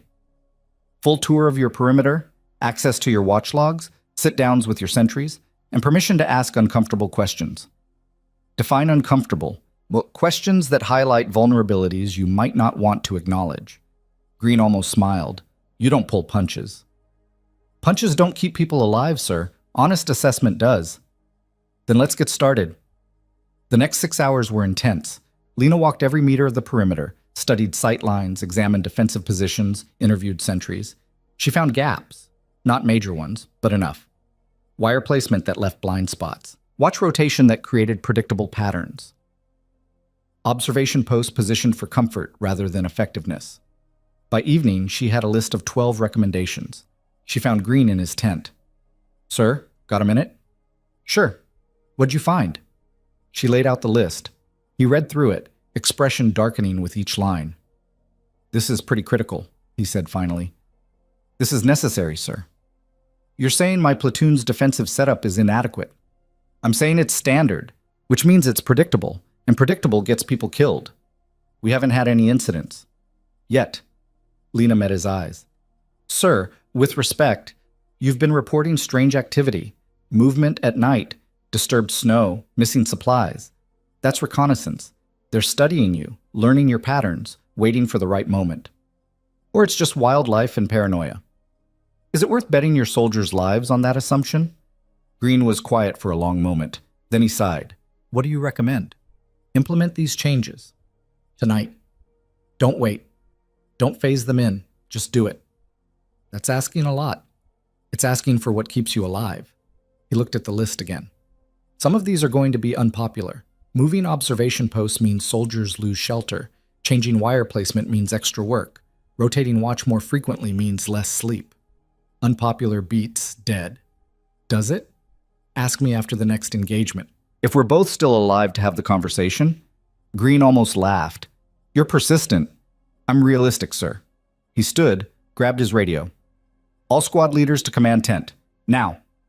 Within 10 minutes, the tent was packed. Green introduced Lena, handed out copies of her recommendations. The reaction was immediate. "This is ridiculous," one sergeant said. "We've been running this setup for 3 months without incident." 3 months without confirmed incident," Lena corrected. "You've had activity, you just haven't connected it to a threat yet." "Based on what evidence?" "Based on patterns. Your supply discrepancies follow a timeline. Someone's testing your inventory checks. Your disturbed snow appears in the same locations. Someone's mapping your blind spots. Your night movement happens during watch transitions. Someone's timing your rotations. Or it's wind and animals and coincidence. Maybe. But if it's not, and we ignore it, people die. I'd rather be paranoid and alive than relaxed and dead."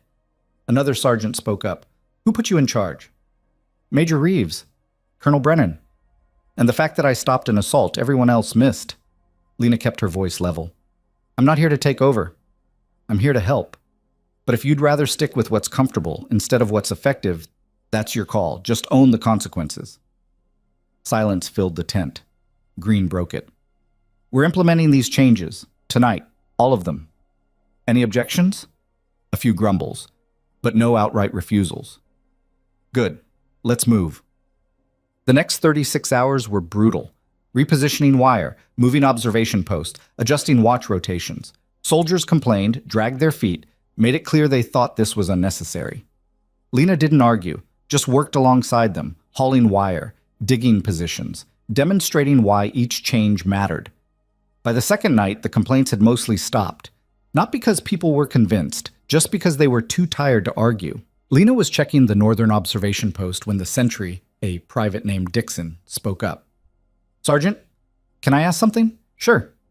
You really think something's coming? I think something's always coming. Question is whether we see it first. That's depressing. That's reality. Dixon was quiet for a moment. What happened at Iron Hollow? I heard rumors, but nobody's giving details. Lena sat beside him, rifle across her lap. Coordinated assault. 3 vectors. Infiltration team breached the wire while we were focused on the main attack. 4 hostiles made it inside the perimeter. I stopped them before they reached the command tent. By yourself? Yeah. That's intense. That's preparation. I saw the threat coming because I was looking for it. Everyone else thought I was paranoid, until the shooting started. And now you're here teaching us to be paranoid too. I'm here teaching you to pay attention, to trust your instincts, to notice the small things that don't belong before they become big things that kill you. Dixon nodded slowly. Okay, I can work with that. Good. Now tell me, what have you noticed tonight that feels wrong? Nothing. Everything's quiet. Too quiet? He paused, thought about it. Actually, yeah. Usually we hear animals, foxes, rabbits. Tonight it's been silent for the past hour. Why do you think that is? Could be weather, could be... He stopped. Could be something out there scaring them away. Yeah. You think someone's watching us right now? Maybe. Or maybe the animals are just tired. Point is, you noticed. That's what matters. She stood, keyed her radio. All posts, this is Voss. Anyone else notice reduced animal activity in the past hour? 3 confirmations came back. Copy. Stay alert. Could be nothing. Could be something. Report any changes immediately. She turned to Dixon. Good catch. Keep watching. What are you going to do? Same thing I always do. Stay ready. Nothing happened that night, or the next day. But the platoon's attitude shifted.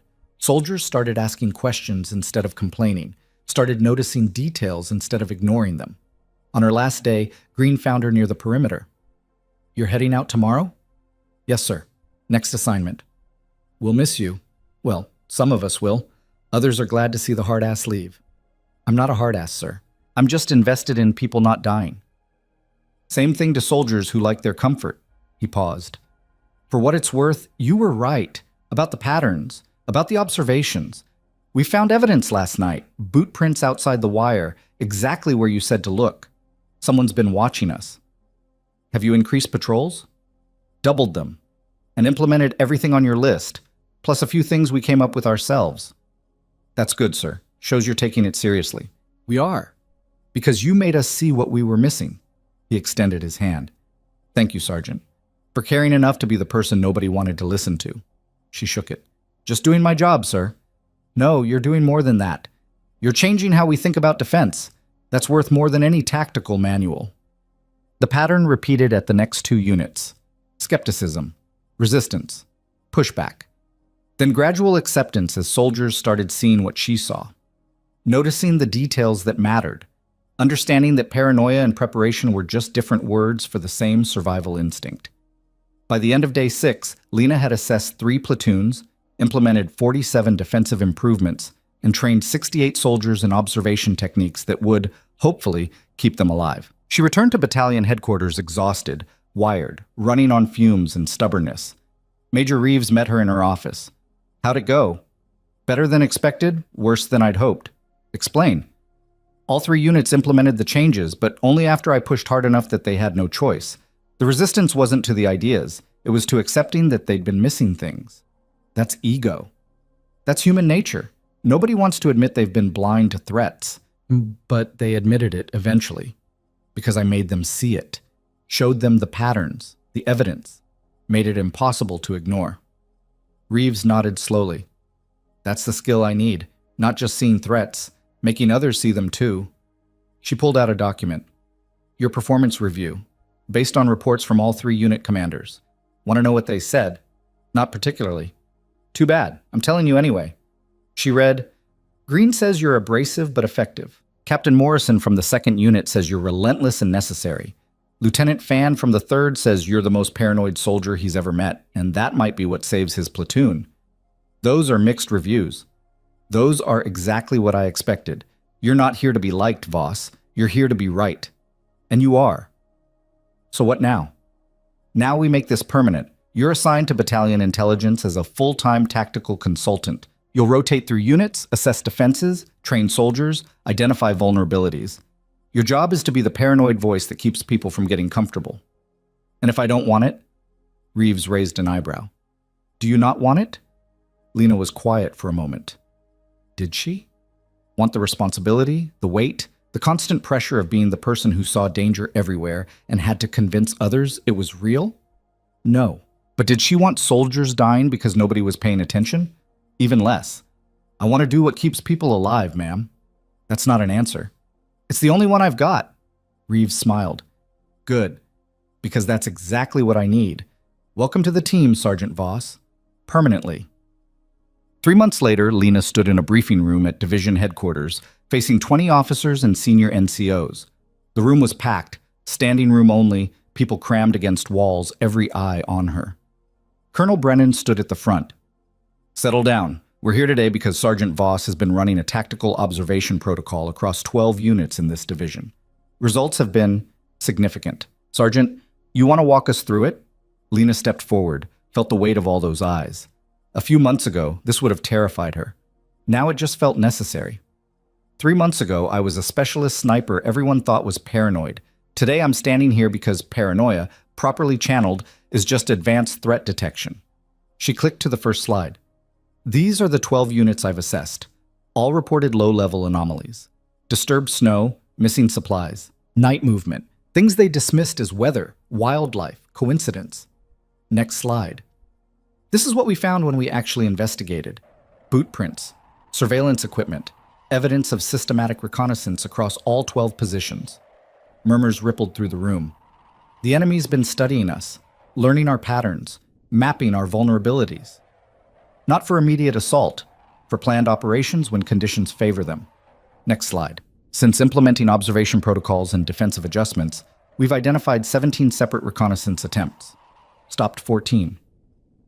The 3 we missed taught us how to refine the protocols. She went through the data, showed the patterns, demonstrated the techniques, made it impossible to ignore. When she finished, the room was silent. Then a major in the back spoke up. This is standard intelligence gathering. Nothing new. You're right, sir. The techniques are standard. What's new is teaching soldiers to recognize them at the ground level, before they become intelligence reports, before they become casualties. That's what sentries are for. Sentries watch assigned sectors. They don't pattern analyze. Don't connect dots across multiple observations. Don't see the threat until it's obvious. By then it's too late. So you're saying our current defensive doctrine is flawed? I'm saying it's incomplete. We train soldiers to react to threats. I'm teaching them to see threats before they have to react. That's a significant claim. That's a proven result, sir. 12 units.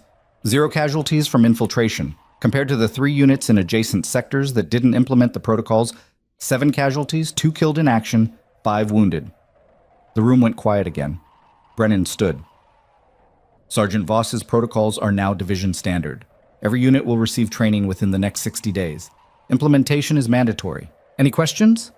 A few, mostly logistical. How to scale the training, how to measure effectiveness, how to integrate with existing doctrine. Lena answered them all, clearly, confidently. The soldier who used to avoid speaking up because nobody listened was gone, replaced by someone who spoke because people needed to hear it. After the briefing, officers and NCOs surrounded her, asked follow-up questions, requested training schedules, wanted her protocols documented. She answered everything. Professional, patient, the person they needed her to be. When the room finally emptied, Brennan approached. Hell of a presentation, Sergeant. Thank you, sir. You've changed how this division thinks about defense. That's not a small thing. Just trying to keep people alive, sir. You're doing more than that. You're teaching them to keep themselves alive. That's leadership. I'm just a sergeant, sir. For now. But I've put you in for officer candidate school, if you're interested. Lena blinked. Sir, I'm not officer material. Why not? Because I break rules when they don't make sense. Question orders when they're wrong. Prioritize results over protocol. That's exactly what makes good officers, he smiled. Think about it. No pressure. But you've got the potential for more than sergeant, if you want it. He left her standing alone in the empty briefing room. Officer, lieutenant, the kind of rank that came with real authority, real responsibility, real weight. Did she want it? She didn't know, but she had time to figure it out. That evening, Lena found herself back in her barracks room. Same small space, same sparse furniture, but somehow it felt different, less temporary, more permanent. Her phone buzzed. Text from Hale. Saw the briefing report, making us proud. Then Rowan. Division Standard. Nice work. Martinez. Still sleeping with that rifle? Webb. Officer School? Don't get too fancy on us. She smiled, typed back responses. Then opened her laptop. Pulled up a blank document. Started typing. Tactical Observation Protocol. Advanced Training Module. By Sergeant Lena Voss. She wrote for 3 hours. Documented everything. Every technique. Every observation pattern. Every lesson learned from Iron Hollow and 12 subsequent assessments. Made it systematic. Repeatable. Something other instructors could teach even if she wasn't there. When she finished, it was 47 pages. Comprehensive. Detailed. The kind of document that would outlive her assignment, her career, maybe even her life. She saved it. Sent it to Major Reeves.